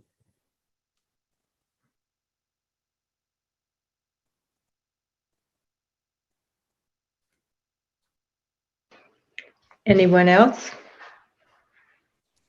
I'm also fairly neutral on it. I can appreciate the Planning Commission forwarding a favorable recommendation. I think Kevin highlights some good points that Thompson was specifically left out of the restrictions of the overlays. That was kind of done in an effort to preserve some of those economic activity or opportunities for some of the outerlands of the county. And it was drafted in a way to create the ability for exceptions of these non-cookie cutter, non-traditional sort of overnight accommodation developments. That being said, I am surprised at how many of the more traditional sort of overnight accommodation applications that we still continue to receive without moving the needle on some of the bigger goals or objectives of the ordinance. And I think one of the things for me is the ratio of primary residential units to the accommodation units and how that hasn't really moved a lot. And so that being said, I personally am not going to champion this application moving forward, but also with the idea that this isn't the final approval that we're talking about. This would just be, kind of the next step in the process. I also wouldn't stand in the way of it if that was the will of the commission. So that's where I'm at this evening.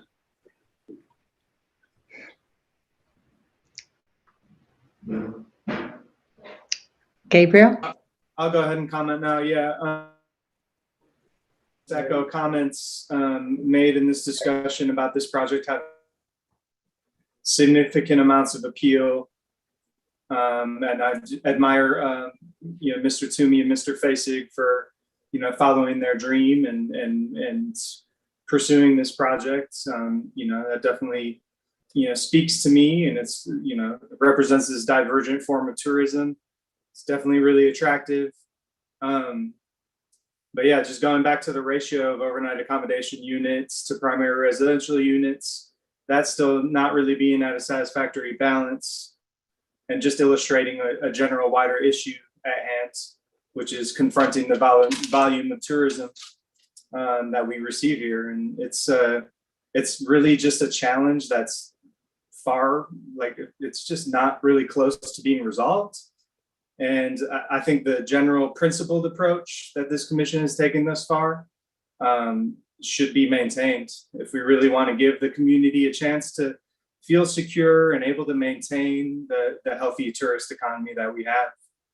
It's like, I'll make maybe a little bit of a lighter analogy. We've got a dance floor that can't get any bigger, and it's entirely full of dancers, and they're having a hard time moving to the beat. It's not really the prettiest scene. And sort of cramming one more really cool dancer onto the floor isn't going to help everyone else find a rhythm. And so it's frustrating. I really like this project. And it's frustrating to me that, today I have to vote to sort of stay the course and not apply the overnight accommodations overlay until all the conditions are satisfied.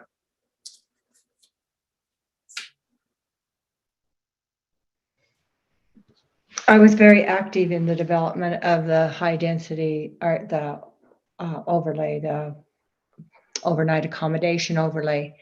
And I can remember in some of our meetings, and you were on the planning commission at the time, Kevin, was that if we come to a point that we have a project that comes to us that is unique and something that Grand County could be proud of, that's why the ordinance is there. It's not to always say no. It's not to always say no.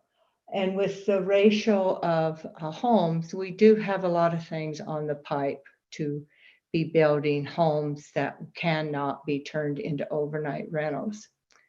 And we have things coming up quickly as far as any type of development is quick.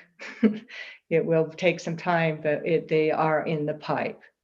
So I think the ratio of having 16 sites is not going to be that detrimental to our future goal of having a better ratio of overnight rentals to houses that are owned and lived in by locals who are working here. And so to me, through our whole process of creating this, and it was a struggle. I know, Evan, I think you were the only one that was on the commission with me at the time. One of the things that the state, and we promised the state, was that it wasn't going to be a stopgap, that there will be no flexibility, that we will create an ordinance that will allow for future developments, but the future developments will have some very limited and scope. I think I support this development. I think it's unique. I think it's providing an educational opportunity. The impact is going to be fairly small. And yes, some people will come to Moab, but there will probably be people that will be coming and staying there and just flying in to Grand Junction and heading on over, or Grand Junction. So it will have an impact on Moab. I agree with you, Trish, but I don't think it's going to be that much of an impact any more than, our dispersed campers will, that we have no control over. So my finding is that this follows the spirit. It really follows the spirit of what we worked so hard to develop, and took a great deal of hits from our state legislators. And to me, this shows that we are being true to what we wanted to accomplish through having a high density overnight overlay. So I am in favor of this project. I think Mary does raise a good point about showing flexibility and demonstrating that we're not just completely stopping overnight accommodations. I think there is political sensitivity to that point, and we've maintained through this process that it's not a moratorium. We're just getting a lot choosier, and I think this project is a good opportunity for us to show the kind of, that we are capable of saying yes to the right kind of overnight accommodation development. I think both Gabe and Evan made some really good points, and I guess I applaud them for being so sensitive to this issue. If this were located in Spanish Valley, I wouldn't be in favor of it. And if it were just, yet another, if it were in this present location, but just yet another camp park, I also wouldn't be in favor of it. I think this, we've got a fairly narrow window, and this manages to go through it. So I'll say again, I think what's important is it is quite far from Spanish Valley, further than Thompson is, further than Cisco is, places where we've made some exceptions in the past. And I think it is different from the opportunities that are already there. So to me, that shifts the balance, but I do think we need to be very, very careful about approving OAOs. And I guess another question, this was brought up the last time an OAO was proposed up by Willow Springs. If we say yes to this, do we think we're ready to say yes to similar proposals that come in the future? I think the potential for similar proposals is pretty limited, but I could see doing that. Now if suddenly there's a flood of these things, we might want to reconsider. But I guess the point I'm making is that this doesn't feel like the beginning of a slippery slope. I don't think we're going to set some kind of precedent that's going to make it hard to deny similar things in the future. Yes, Sarah? I guess I'll speak to why I think this project is acceptable. I agree with everyone that this overnight accommodation overlay thing we need to be really careful with. But this specific proposal being so small, but also located where it is, it's not taking land that could otherwise be developed in a reasonable way for workforce housing or diversified economy or anything like that. It's pretty far out there, and I think these guys have narrowed in on one of the few things that could draw people to that area, which is the dark night skies. But yeah, just not being a major, like it not being in the valley or along the corridor north of Moab, so it's not actually actively taking away land that could otherwise be used for our other goals is a big one. And I just want to re-emphasize, because I do have the historical knowledge of sitting in those meetings with the state and how hard we had to fight to be able to do this, to be able to have a overlay of this nature. And I recognize the pushback we could get if we choose to show no flexibility.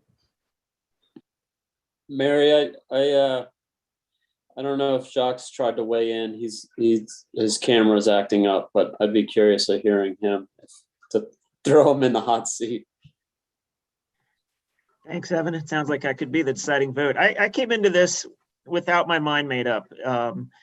I was actually leaning towards keeping consistent with past OAO decisions and maybe denying. But again, my mind wasn't made up, and I think my mind has been swayed by Kevin and especially Mary's arguments about this.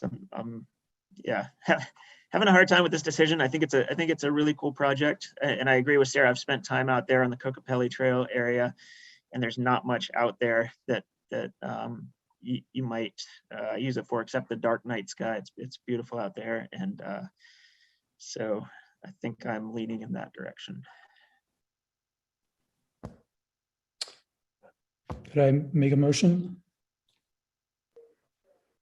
Yes, Kevin. Okay. So it looks like Christina suggested that we include the findings in the motion, and maybe I'll try to do that in a more abbreviated form than what she wrote down. So I move to, and there's going to be a long number 1 and then a shorter number 2. So number 1, make the following findings related to Grand County's effort to achieve and maintain a balanced ratio of mixed uses in the county, including residential lodging, commercial uses, and determine what constitutes a balanced mix of uses. As to the ratio, I think the finding is that because of the great distance of this from Spanish Valley, that is less of a concern. B, carrying capacity analyses. Unfortunately, we haven't done those yet, but again, because this is far from, I think that we would be looking at a carrying capacity for roads near Spanish Valley, aquifer, et cetera, near Spanish Valley. This is far away, so I think that doesn't apply.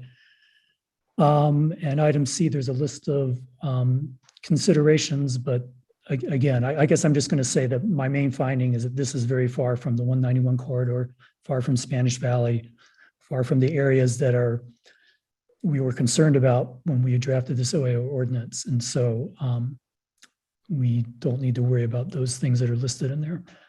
And then part 2 of the motion is to send looks like this says sending a Hey, Kevin, recommendation. Yeah. I think that she may have written this for the planning commission, so you're going to have to revise it to approve the ordinance, the master plan, and the development agreement. Okay, yeah, I just noticed that as I was reading. Thanks, guys. So part 2 is I move to approve the ordinance, the master plan, and the development agreement. Attached to here too is Exhibit A in the Oeo development agreement for Grand County parcel number 4-25-105 located in the Westwater area. With the following condition, the owner shall record the development agreement and real property records of Grand County simultaneously with this ordinance and prior to application for further site plan, construction, and development approvals. Sorry about the long motion. Thank you very much, Kevin. That was a challenge to take on, and I appreciate it. Motion by Kevin. Do I have a second? I'll second, Mary. Okay. Motion by Kevin, seconded by Jacques. Any further discussion? Well, I even though I do want to say that I really respect what, the people who are shy about approving this and might vote no. I very much respect you're taking a hard line, and I can understand why you do it. So there's, even though to me, for the reasons discussed, the ones I gave and also the one Mary gave, I'm inclined to say yes to that. I can completely understand someone wanting to say no, and I respect that. So. I think this could be a project we could be proud of.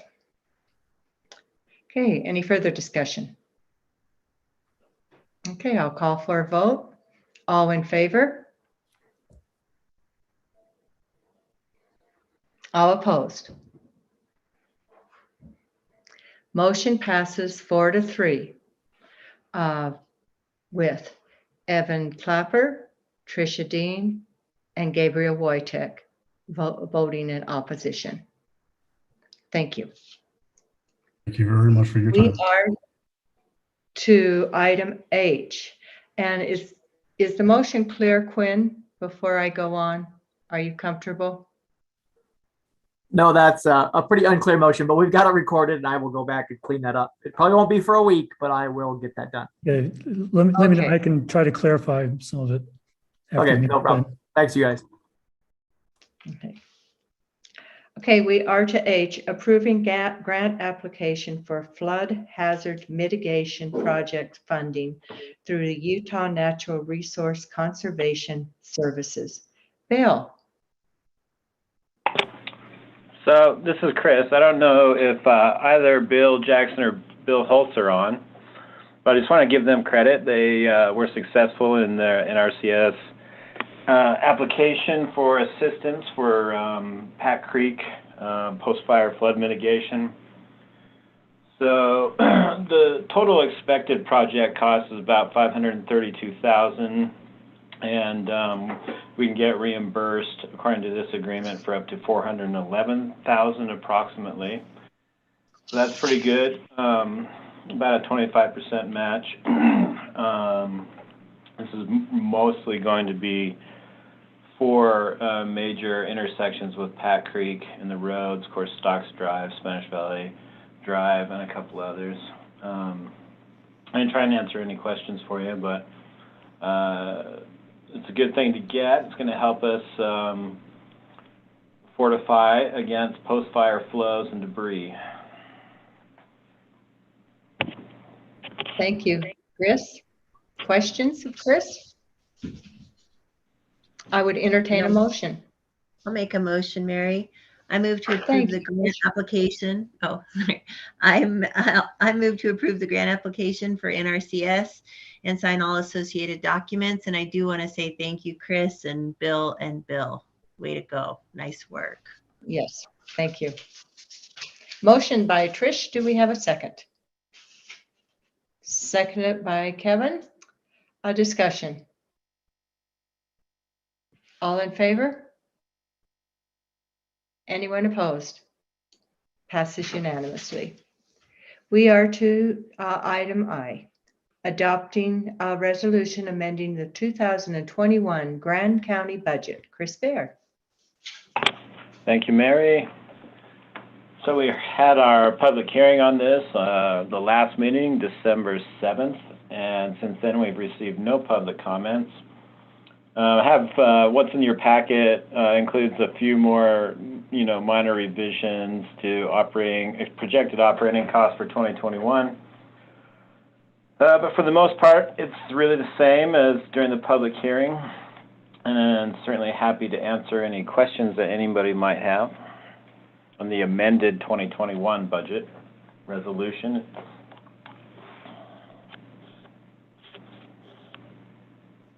Questions? If there's no questions, ready for a motion. Yes, I'm ready for a motion. Do we have a motion? I'll make a motion. Yes,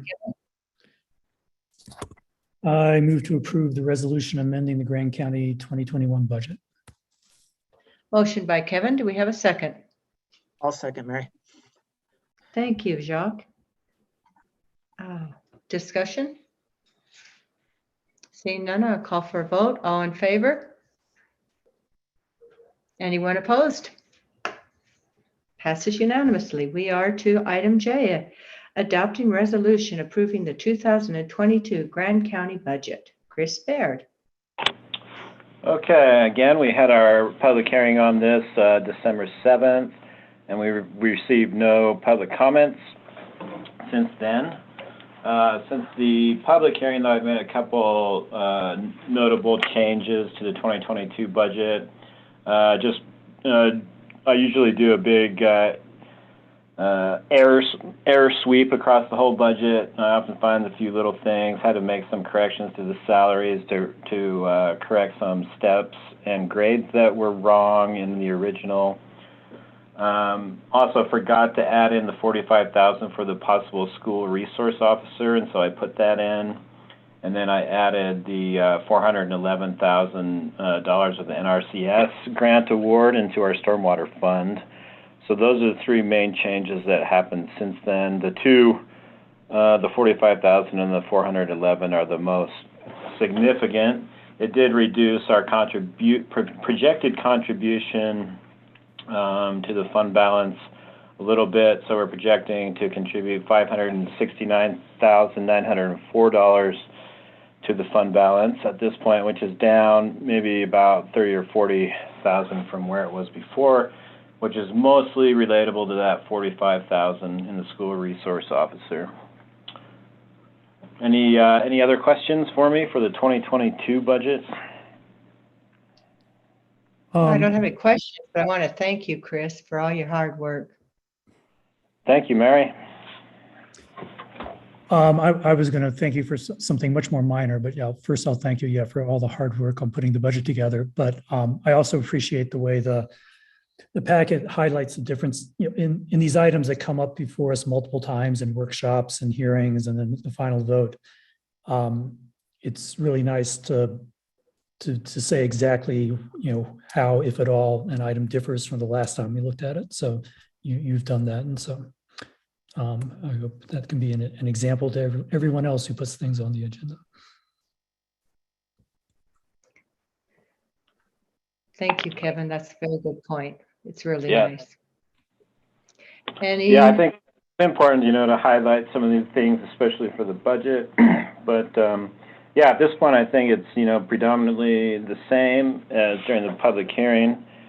And happy to go over anything in more detail if need be. But otherwise, I would say this one's ready for a motion also.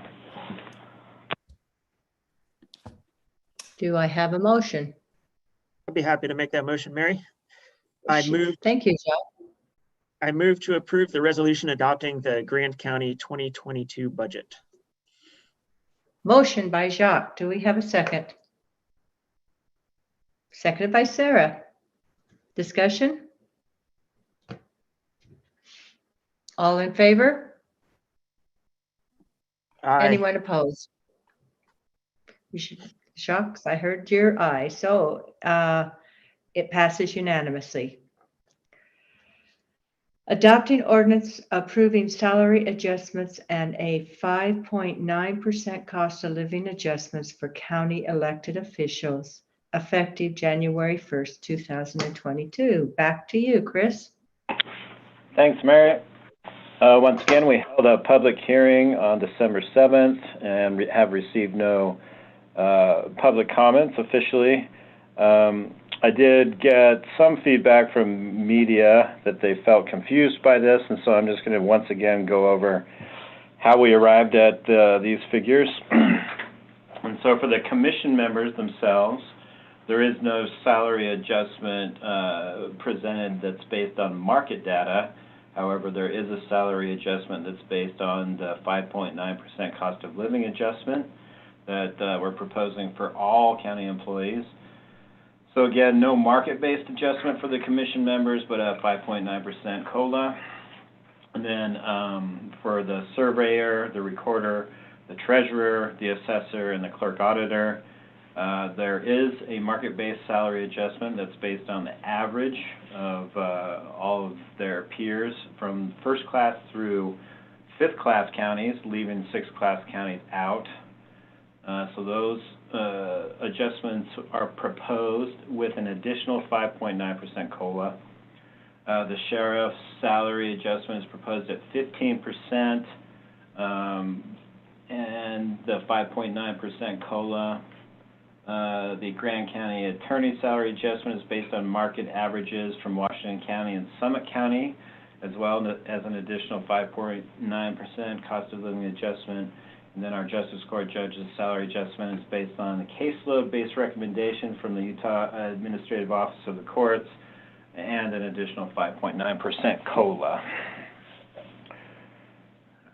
Are there any questions from anybody?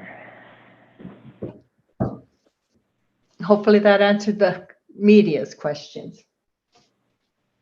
Yeah, it's the same as it has been, since our budget workshop on it on the 29th of November, I believe. So if anybody's interested in hearing more discussion, our budget workshops through November covered most of this.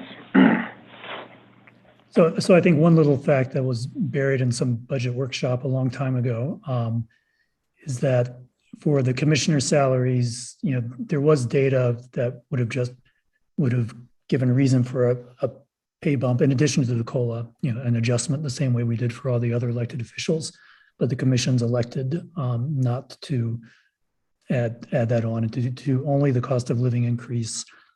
I think the last time there was a lot of discussion about commissioner salaries, it was a lot of people said that we got ourselves into a bad position by not doing COLA adjustments for commissioner salaries, so that they gradually became very small over the years, and that necessitated a sudden large bump.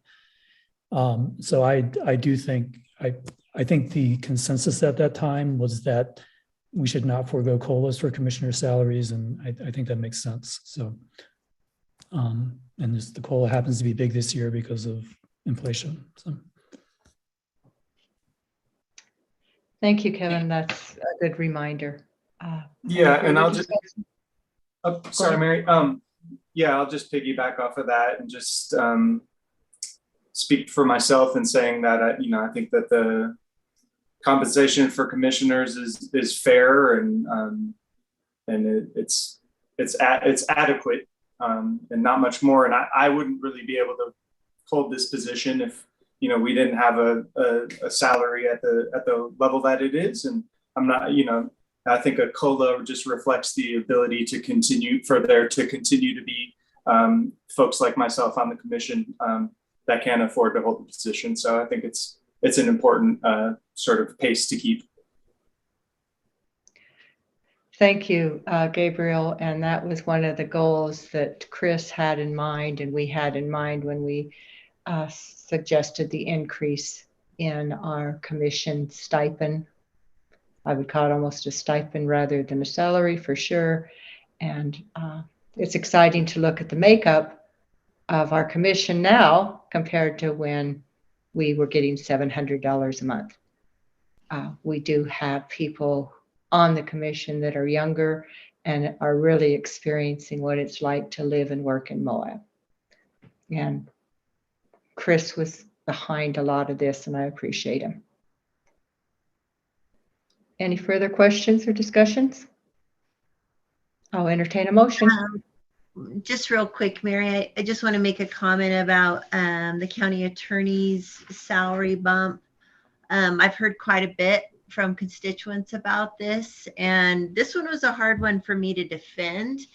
The one thing I will state is, and Kevin and I talked about this a little bit today, is, we use Summit and Washington counties, and Summit and Washington counties are not, as far as population, anywhere in the realm that we are. However, they're dealing with the same issues that we do. And I think our county attorney has done a really great job. I know she's working really hard on issues that are coming at us at an ever so increasing pace. And another discussion we had is what some counties are paying just to outside legal aid to deal with these issues. And, some counties are paying just tremendous amounts. So it's really hard for me to see a pay raise like this. One of my discussions was I'm very institutionalized. I'm used to getting a 2 or 3% pay raise, or sometimes never a pay raise.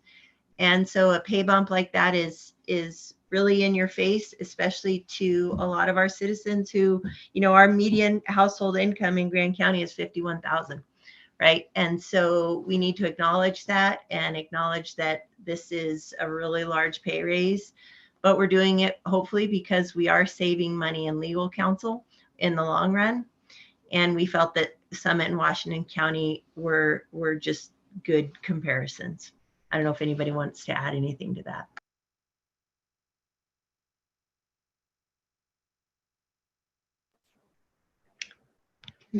Okay, I'd entertain a motion.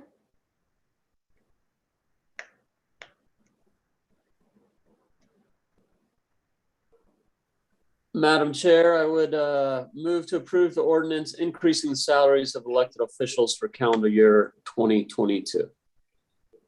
Thank you. Evan, do I have a second? I'll second. Seconded by Gabriel. Motion by Evan, seconded by Gabriel. Any further discussion?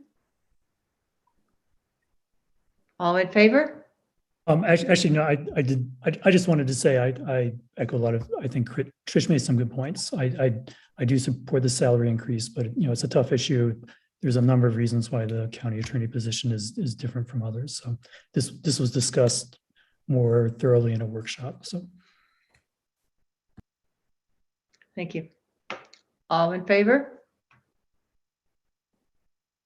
Anyone opposed? Passes unanimously. Thank you. Okay, adopting resolution repealing and replacing resolution number 3164 and establishing the Grant County position pay plan and 2020 grade and step charts with a 5.9% cost of living adjustment effective January 1st, 2022. Renee. Thank you, Mary. This is a pay plan. It lists out our position pay plan, our employee pay plan, the grade and step chart, and then some upcoming and edited job descriptions. I just really want to go quickly through my exhibits for the pay plan and when you'll likely be seeing this again. So the position pay plan in Exhibit A is with all approved positions from the commission. It lists them at their market study based grade. If you remember, we set the grade with each position. Steps are determined by either experience coming into a position or experience with the Grand County. So any change to this pay plan in the future will be made through commission action. In Exhibit B, you see the employee pay plan. This has each employee listed out at their current step with the new market-based study grade. This action will work as our personal action form for payroll to process any changes at the beginning of the year. The Exhibit C is the 2022 grade and step chart with that 5.9% COLA. And in Exhibit D, you'll see all of the new proposed job descriptions. So these are all new positions that are not currently held within the county. We do have a few internal processes to go into those positions. You'll notice in the resolution, one of the now therefore statements is exhibiting that individuals named in Exhibit D shall be offered employment in those respective positions.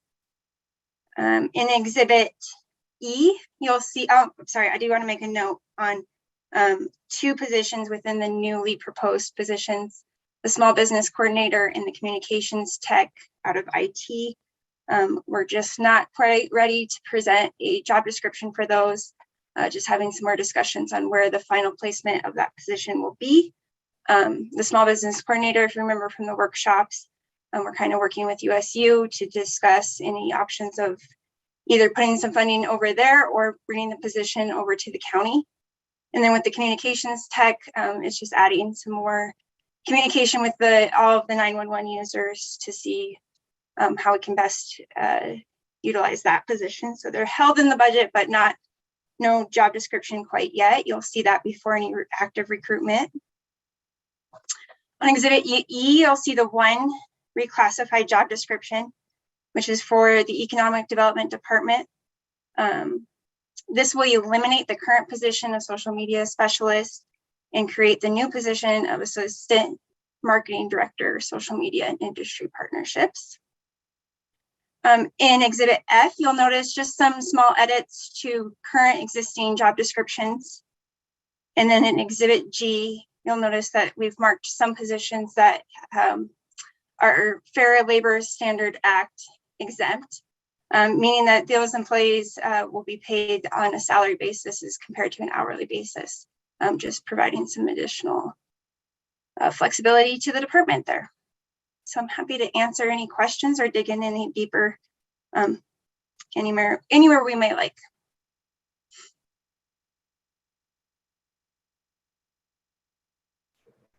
Questions? That was thorough.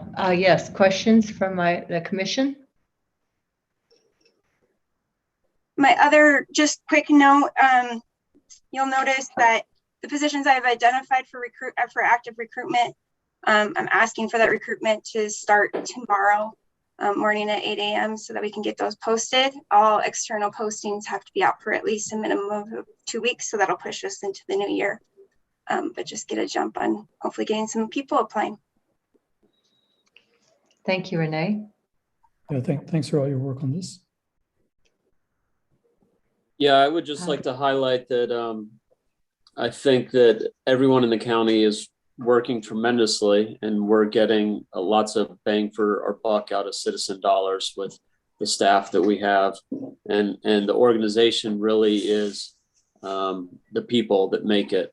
And so I'm hopeful that this will recognize people's dedication in the work and how much they take on, that it will help make it possible for them to stick around, and just know that the citizens appreciate all that they're doing, and the high levels of work they've been doing, especially in this last crazy year or two. So kudos to all the staff throughout the organization.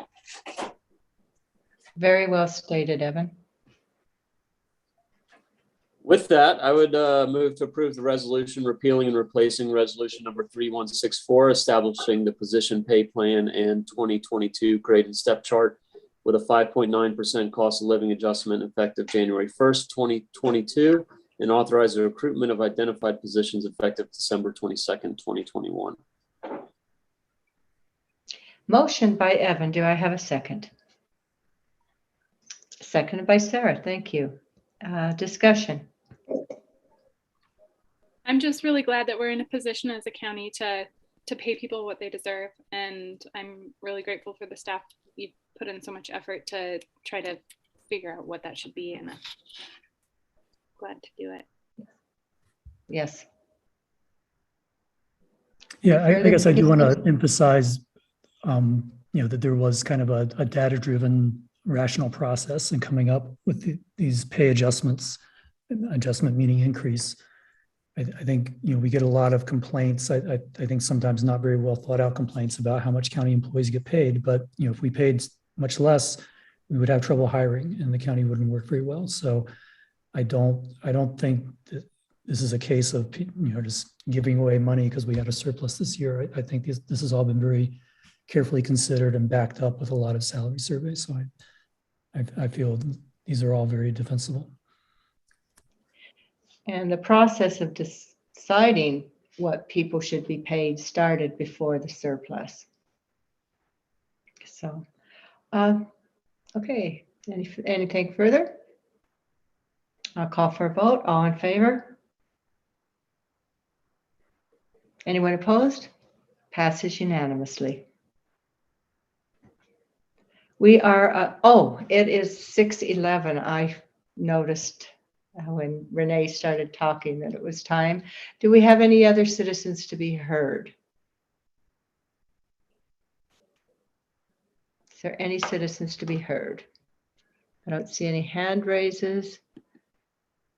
There's no one in the chat. So we will move on to item M, approving the resolution amending resolution number 3275 in part to modify section 7, compensation all employees initial grade and step assessment for the Graham County Employee Handbook. Renee. Sure, thank you, Mary. This resolution 3275 you saw earlier in 2021. It was updating that initial step placement policy for incoming new hires for the every 2 years of experience being able to offer one step. We did just want to add in some additional language.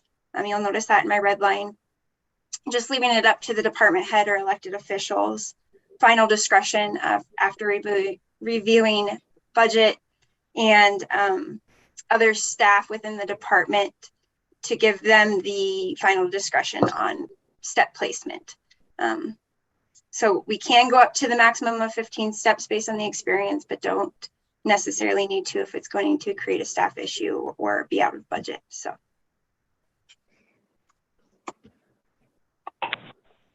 Thank you. Yeah, this is Chris. I just suggested this more along the lines of, giving department heads the ability to offer a job at a step that's lower what they could offer, you know, if it's going to cause issues within the department. Most of our employees have been hired on at the previous hiring policy, and so newer employees will possibly get hired on with twice as many steps for the same amount of experience as existing employees, which I do think is necessary moving forward, you know, for recruitment, especially in a tight job market. But in some circumstances, it could cause a lot of problems with existing employees if a brand new employee gets hired on and is making more than everybody that's been there for several years. So, you know, this is just giving the department head or elected official the discretion to either hire on at that higher step or to reduce it, you know, given the circumstances of their department and how much everybody else is already making, if that makes sense. Yes. Any further questions? I'd entertain a motion. I can make that motion, Mary. Thank you. I move to approve the resolution amending resolution number 3275 in part to modify section 7, compensation, all employees, initial grade, and step assignment of the Grand County Employee Handbook. Thank you, Jacques. Do I have a second? Thank you, Trish. Discussion? All in favor? Passes unanimously. Approving recommendation letter to Governor Spencer Cox of volunteer appointments to the Water Conservation District Board. Commission liaison to the board and Chris Baird.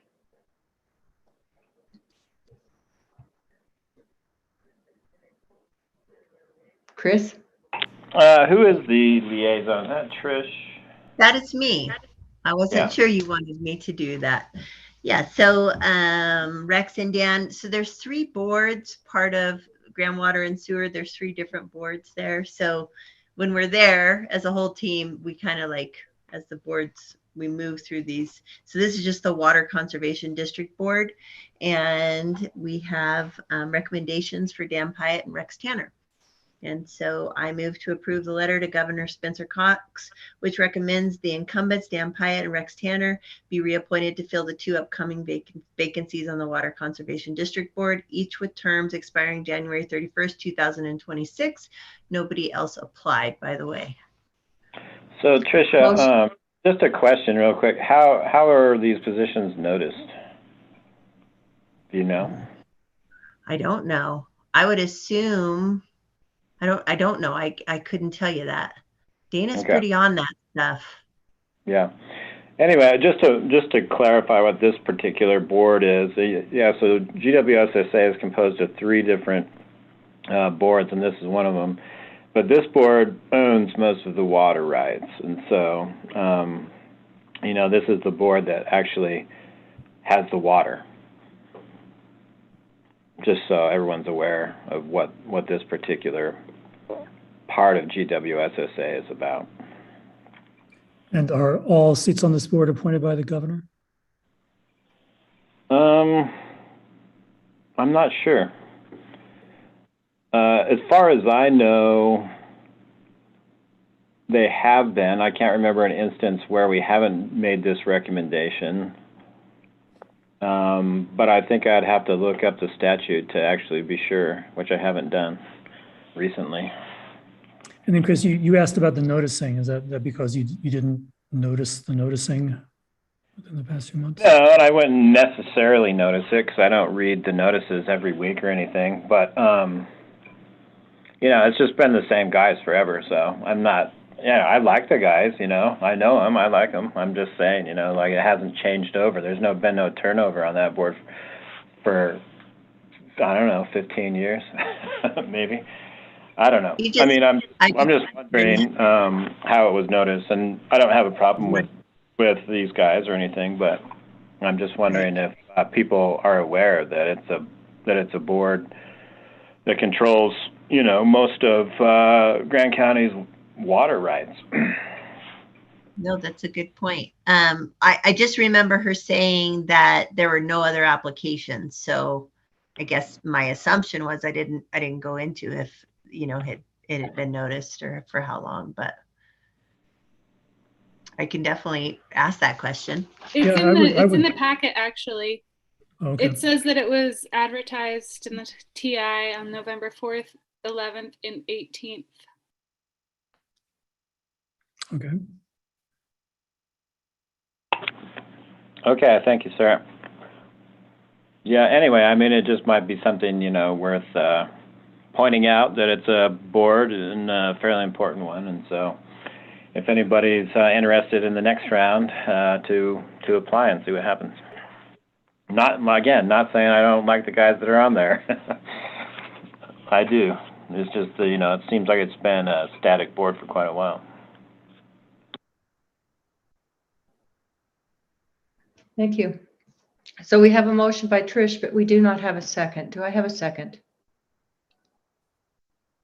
Seconded by I'll Evan. second that.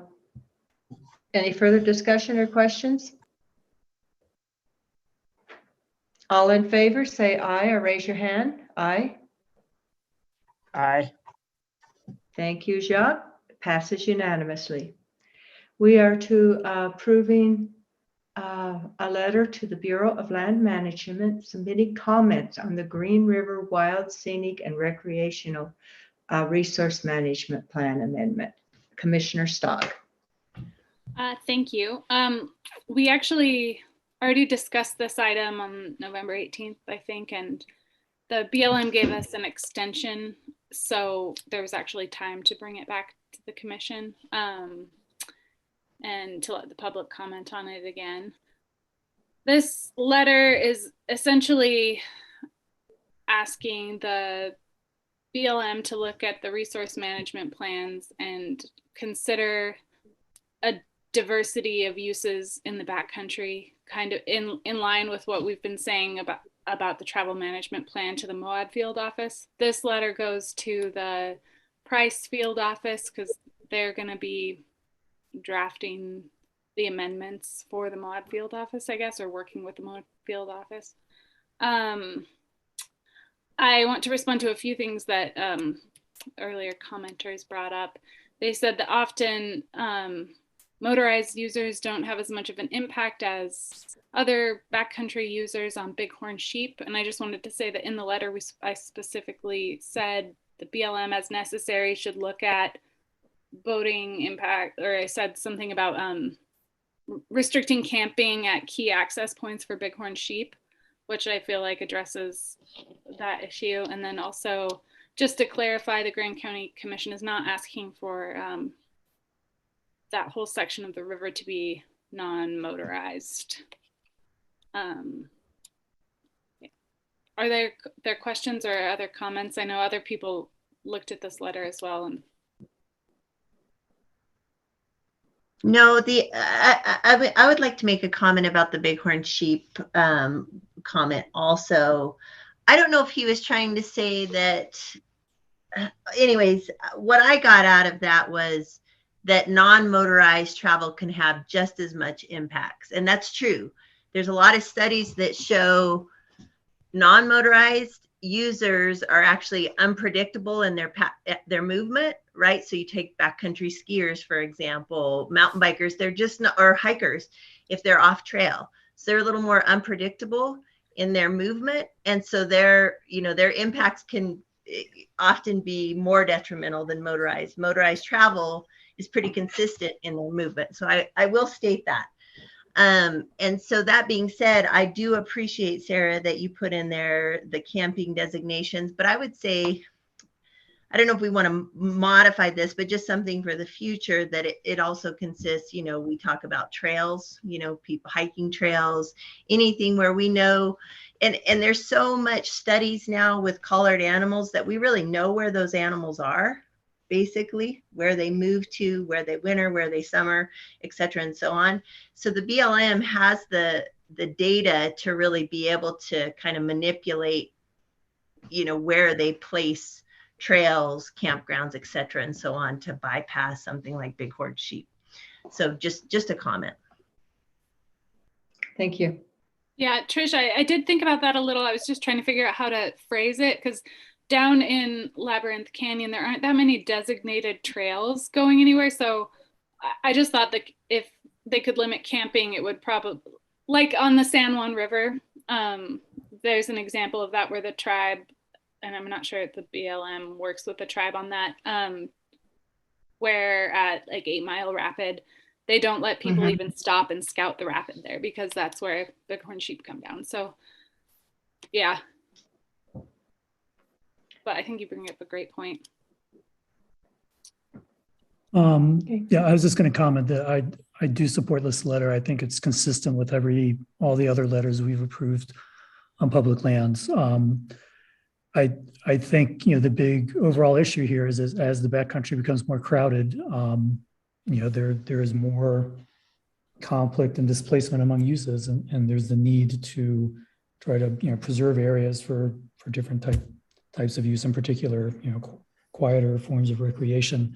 And I think along the Green River is by far the most obvious place to do that. This is kind of the low-hanging fruit in that approach. In our request to the BLM, we highlighted all the routes covered in this and a bunch of others that are further from the river.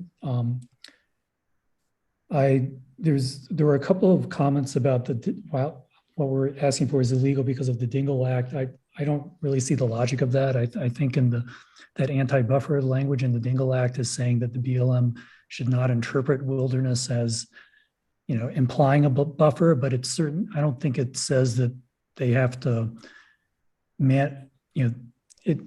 it shouldn't make it harder to close roads near wilderness than it is to close them far away from wilderness. That seems to be what some of the commenters were arguing, and I just don't think that's true. In any case, a lot of this area that Grand County has in the past proposed as wilderness. I think that it was always anticipated that something like that would happen. I'll look at my notes.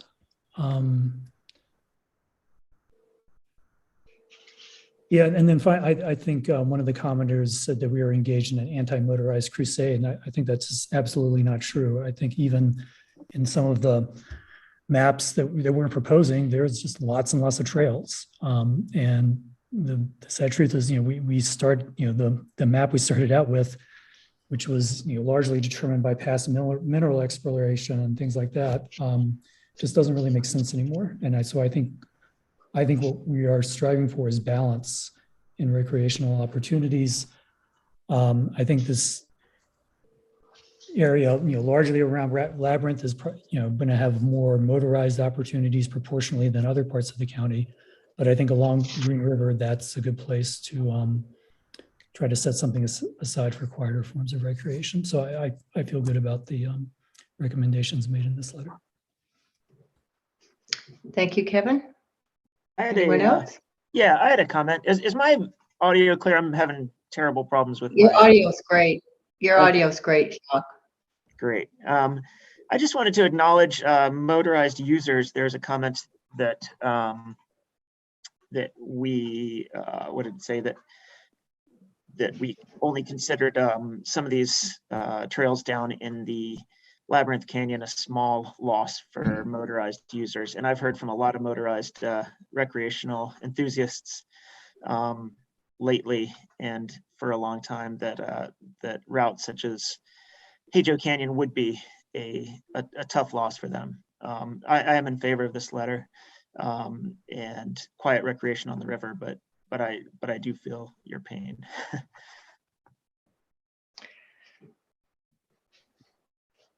Thank you. Yeah, Kevin? I would mention that when the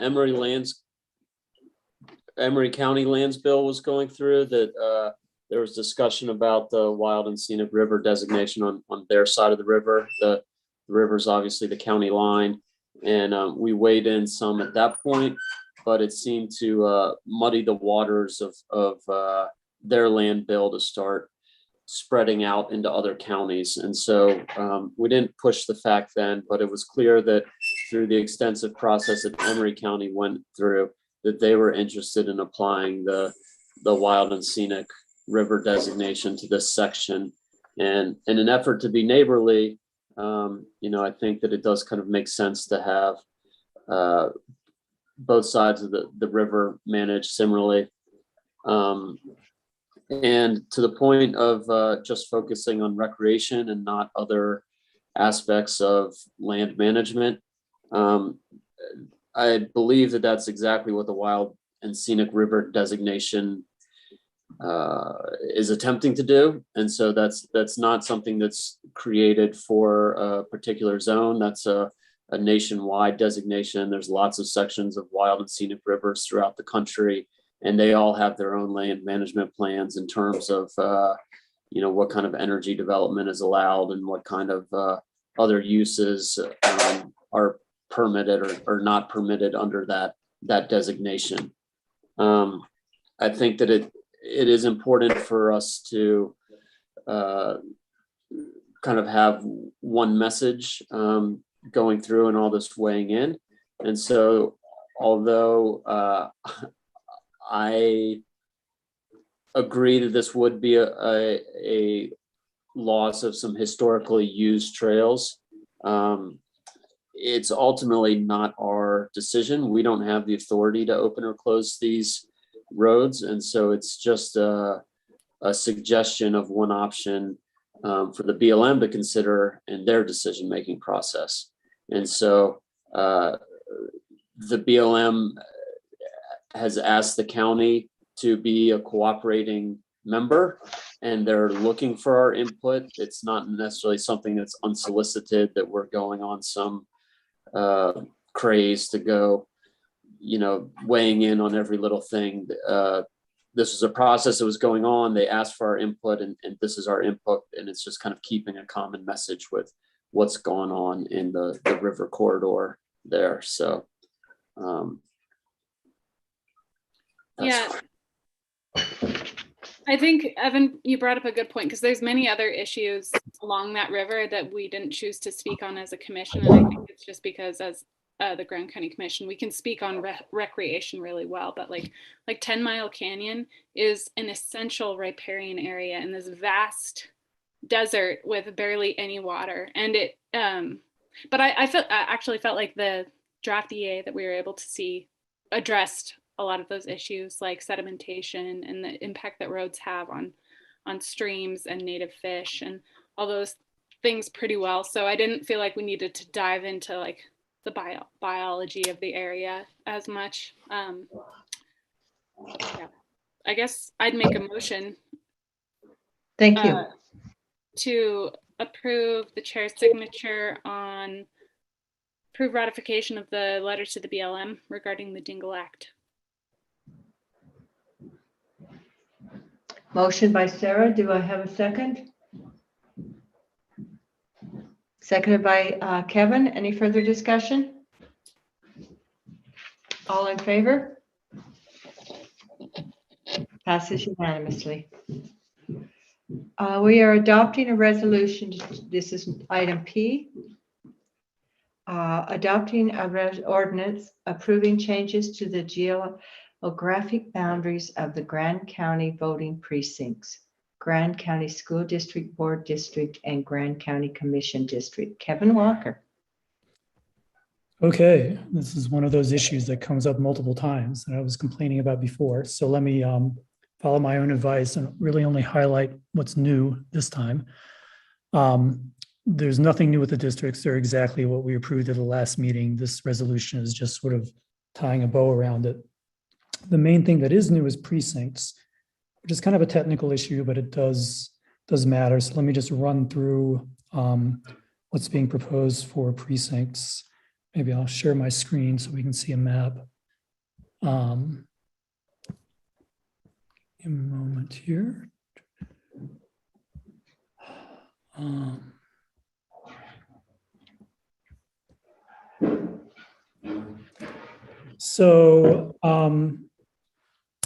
Why are precincts are important? Because people living in different parts of the county get different ballots, and your ballot can depend on which commission district you're in. It can also depend on whether you're inside Moab city limits or Castle Valley city limits. or Thompson, water district limits or not. For the past 10 years, it's also dependent on which state house district we are in. But fortunately, this year we are not split in the state house. We're not split in the state senate. We're not split in this, in a congressional district, and we're not split on the state school board. So we're 4 for 4 in keeping Grand County whole. So that made the job a little bit easier.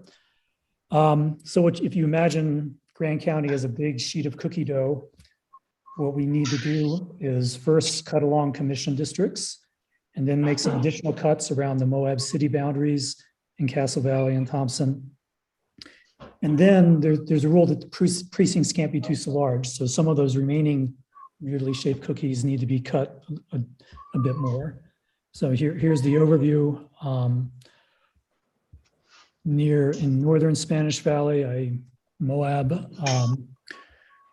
we've got districts like District 3 is divided into 4 precincts. It was cut along, that's 400 north, 400 north and 300 south. The District 2 was, it's got these crazy Moab city boundaries, which, look really ugly, but we can't get around it, that we have to use them. And then the incorporated part was cut again, whereas the unincorporated parts are all left together because you don't want precincts to be too large because of a state rule about that. But you also don't want them to be too small because voting is reported by precinct. And if there are 3 registered voters in a precinct and only one of them votes one year, and then they report that, you learn exactly how someone voted. So we want to avoid that. So we're not, we're sort of grouping a lot of these small pieces together. You'll see that this is precinct for you, and so is this, and so is this, and so is this.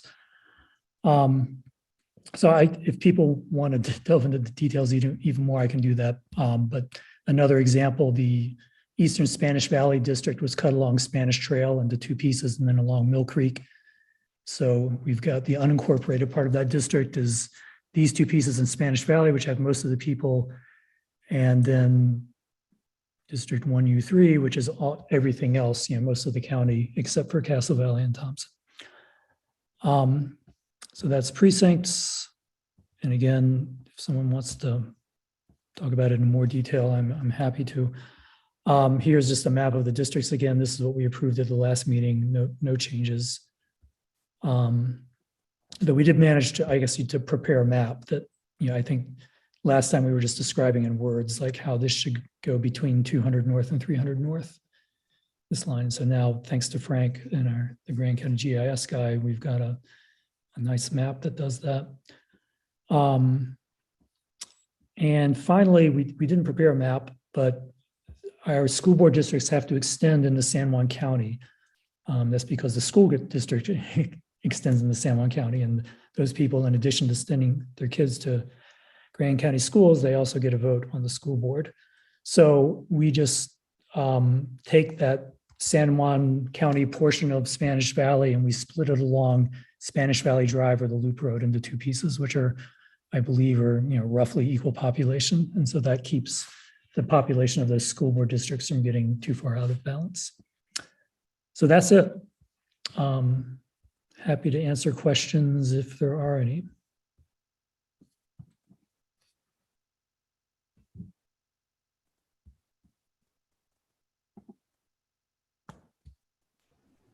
So I'll make a motion, Mary.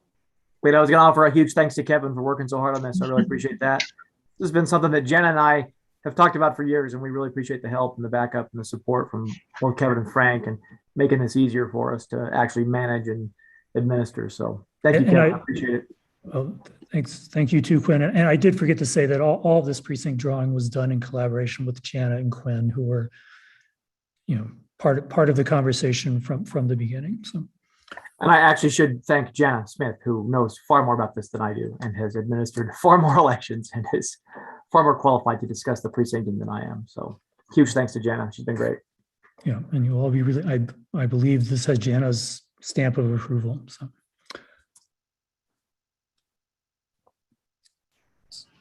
Was Trish about to make a motion? Yeah, I will.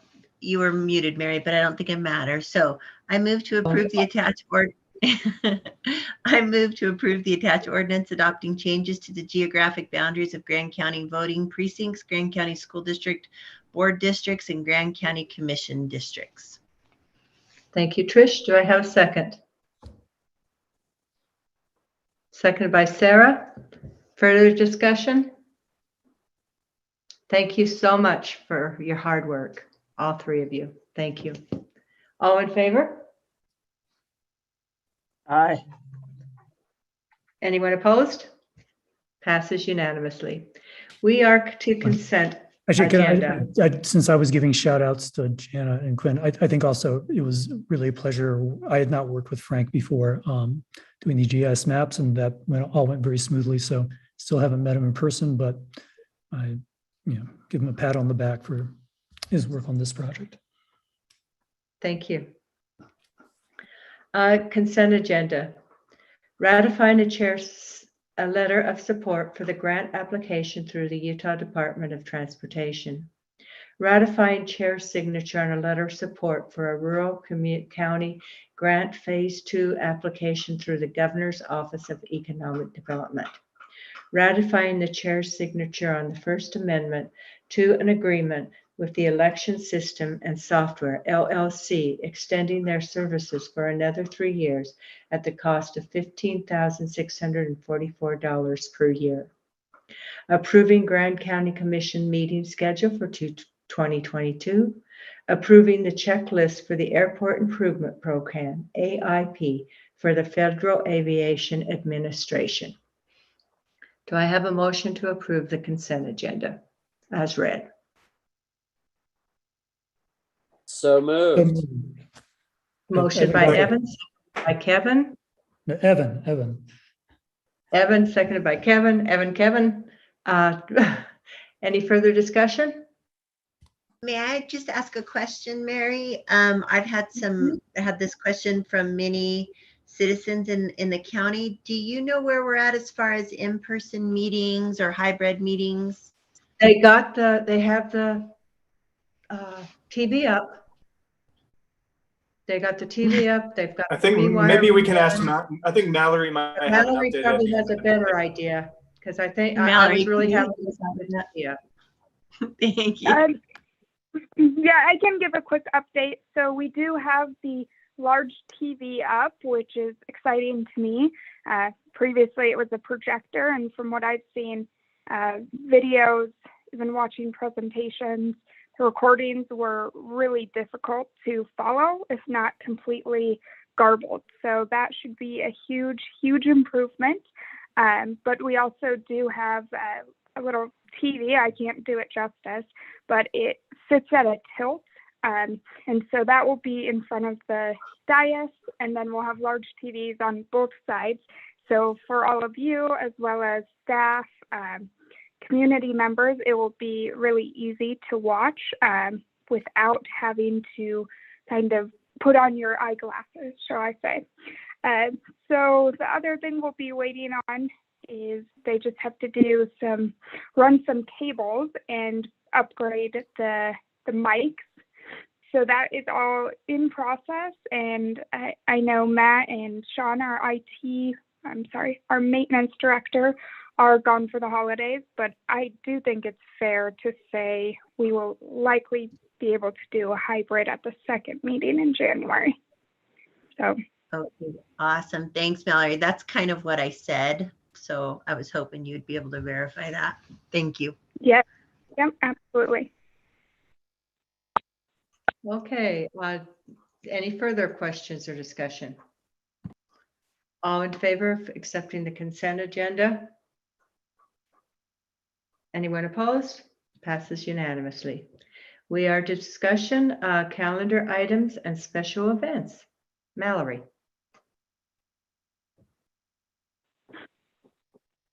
Okay, I will start off with the holidays, which hopefully are some easy ones. We'll be closed this Friday for Christmas Eve, and then on Monday to observe Christmas, and then again next Friday for New Year's Eve, of course following to New Year's Day. So our next commission meeting will be on January 4th. And something I wanted to note on there is that I've asked department heads to bump up the deadline for agenda items a day. So that would actually be Tuesday, December, my handwriting's really bad here. I want to say 28th, just Yes. to allow for more day.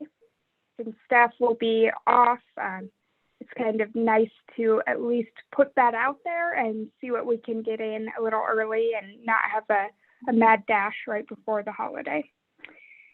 So let's see. There's one thing to note. I know we talked about it over email, but the Planning Commission would like to have a joint meeting, and it sounds like that will work at least in part for a majority. So that will be on January 10th at 2 p.m. And they're really taking the lead. So we're going to let them come up with the exact agenda items, and we'll double post. So it covers the workshop for all of you and then their workshop and regular meeting. I am not sure if it will be hybrid or just Zoom only, but I will let you all know as soon as I get word. Mallory, did you say 2 p.m.? Yes. Yep. And we can Okay. send out a calendar invite. The other piece is something we've previously discussed about the use code training. And we set the date for January 19th, but John Gunther has indicated that there's a lot of folks from the city and county who are interested, to the point that they're going to do two different that day. The first one they're hoping to do just for kind of real estate agents or other professionals in that realm. And then the second one will be specific to county and city employees and elected officials. So we are looking at, I believe, 1:30 to 5 p.m. But the question that John really wanted me to tune in on was if that will work for all of you, so that if anybody isn't able to attend, they can fit somebody else into that spot. So I'm not sure, if you all want to raise your hand if you're able to, or want me to just follow up with an email. But either way, let me know. I think follow up with an email Okay. at this point. Quick That question: would be better. would we be able to attend the earlier one if we could Yes. do the later? Yes, it would just be obviously kind of a different audience, but this exact same content. So obviously they might have different questions. Yeah, you could definitely do that earlier. Okay. So I'll include both of those times in my email and let me know what you all prefer or if you aren't able to attend at all. If there aren't any questions about that, I'll jump to special events. It is the slow time of year, but there are things coming in for 2022, which is great to see. We have a lot of our return events that are, marathons, bike races. They're getting a jump on things. So those are in process, but two that are coming up that I anticipate will be permitted are, let's see, the Arches Ultra, and that would be January 28th. And then Moab's Red Hot Ultra, and that is February 18th. So again, those aren't set in stone, but I can't imagine that they won't receive their permits.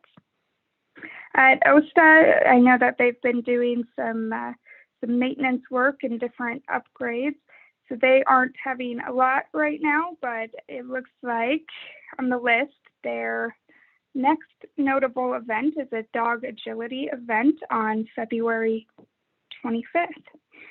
So that is all that I have for right now, unless there's any questions. Questions? Oh, Thank and you, I will Mallory. I'll add one thing, which is I think there were a few emails referencing the board assignments. So that is something for the next meeting, when you all can see when those meetings are and what's available, and kind of gauge what you want to take on, or who should be a liaison for which committee. Last year, Kevin very kindly put together a spreadsheet that made it simple and to the point. So I'm not sure if that's something we want to do this year, or staff could certainly take that on and replicate Kevin's spreadsheet, but just a note that that's coming. Thank you. Yep. Very well. Okay, any questions for Mallory? We have reached the end of our agenda. So if I do not have any objections, I will adjourn this final meeting of the year 2021. Have a happy holiday, everybody. You too, Mary. Adjourned. Thanks, you guys.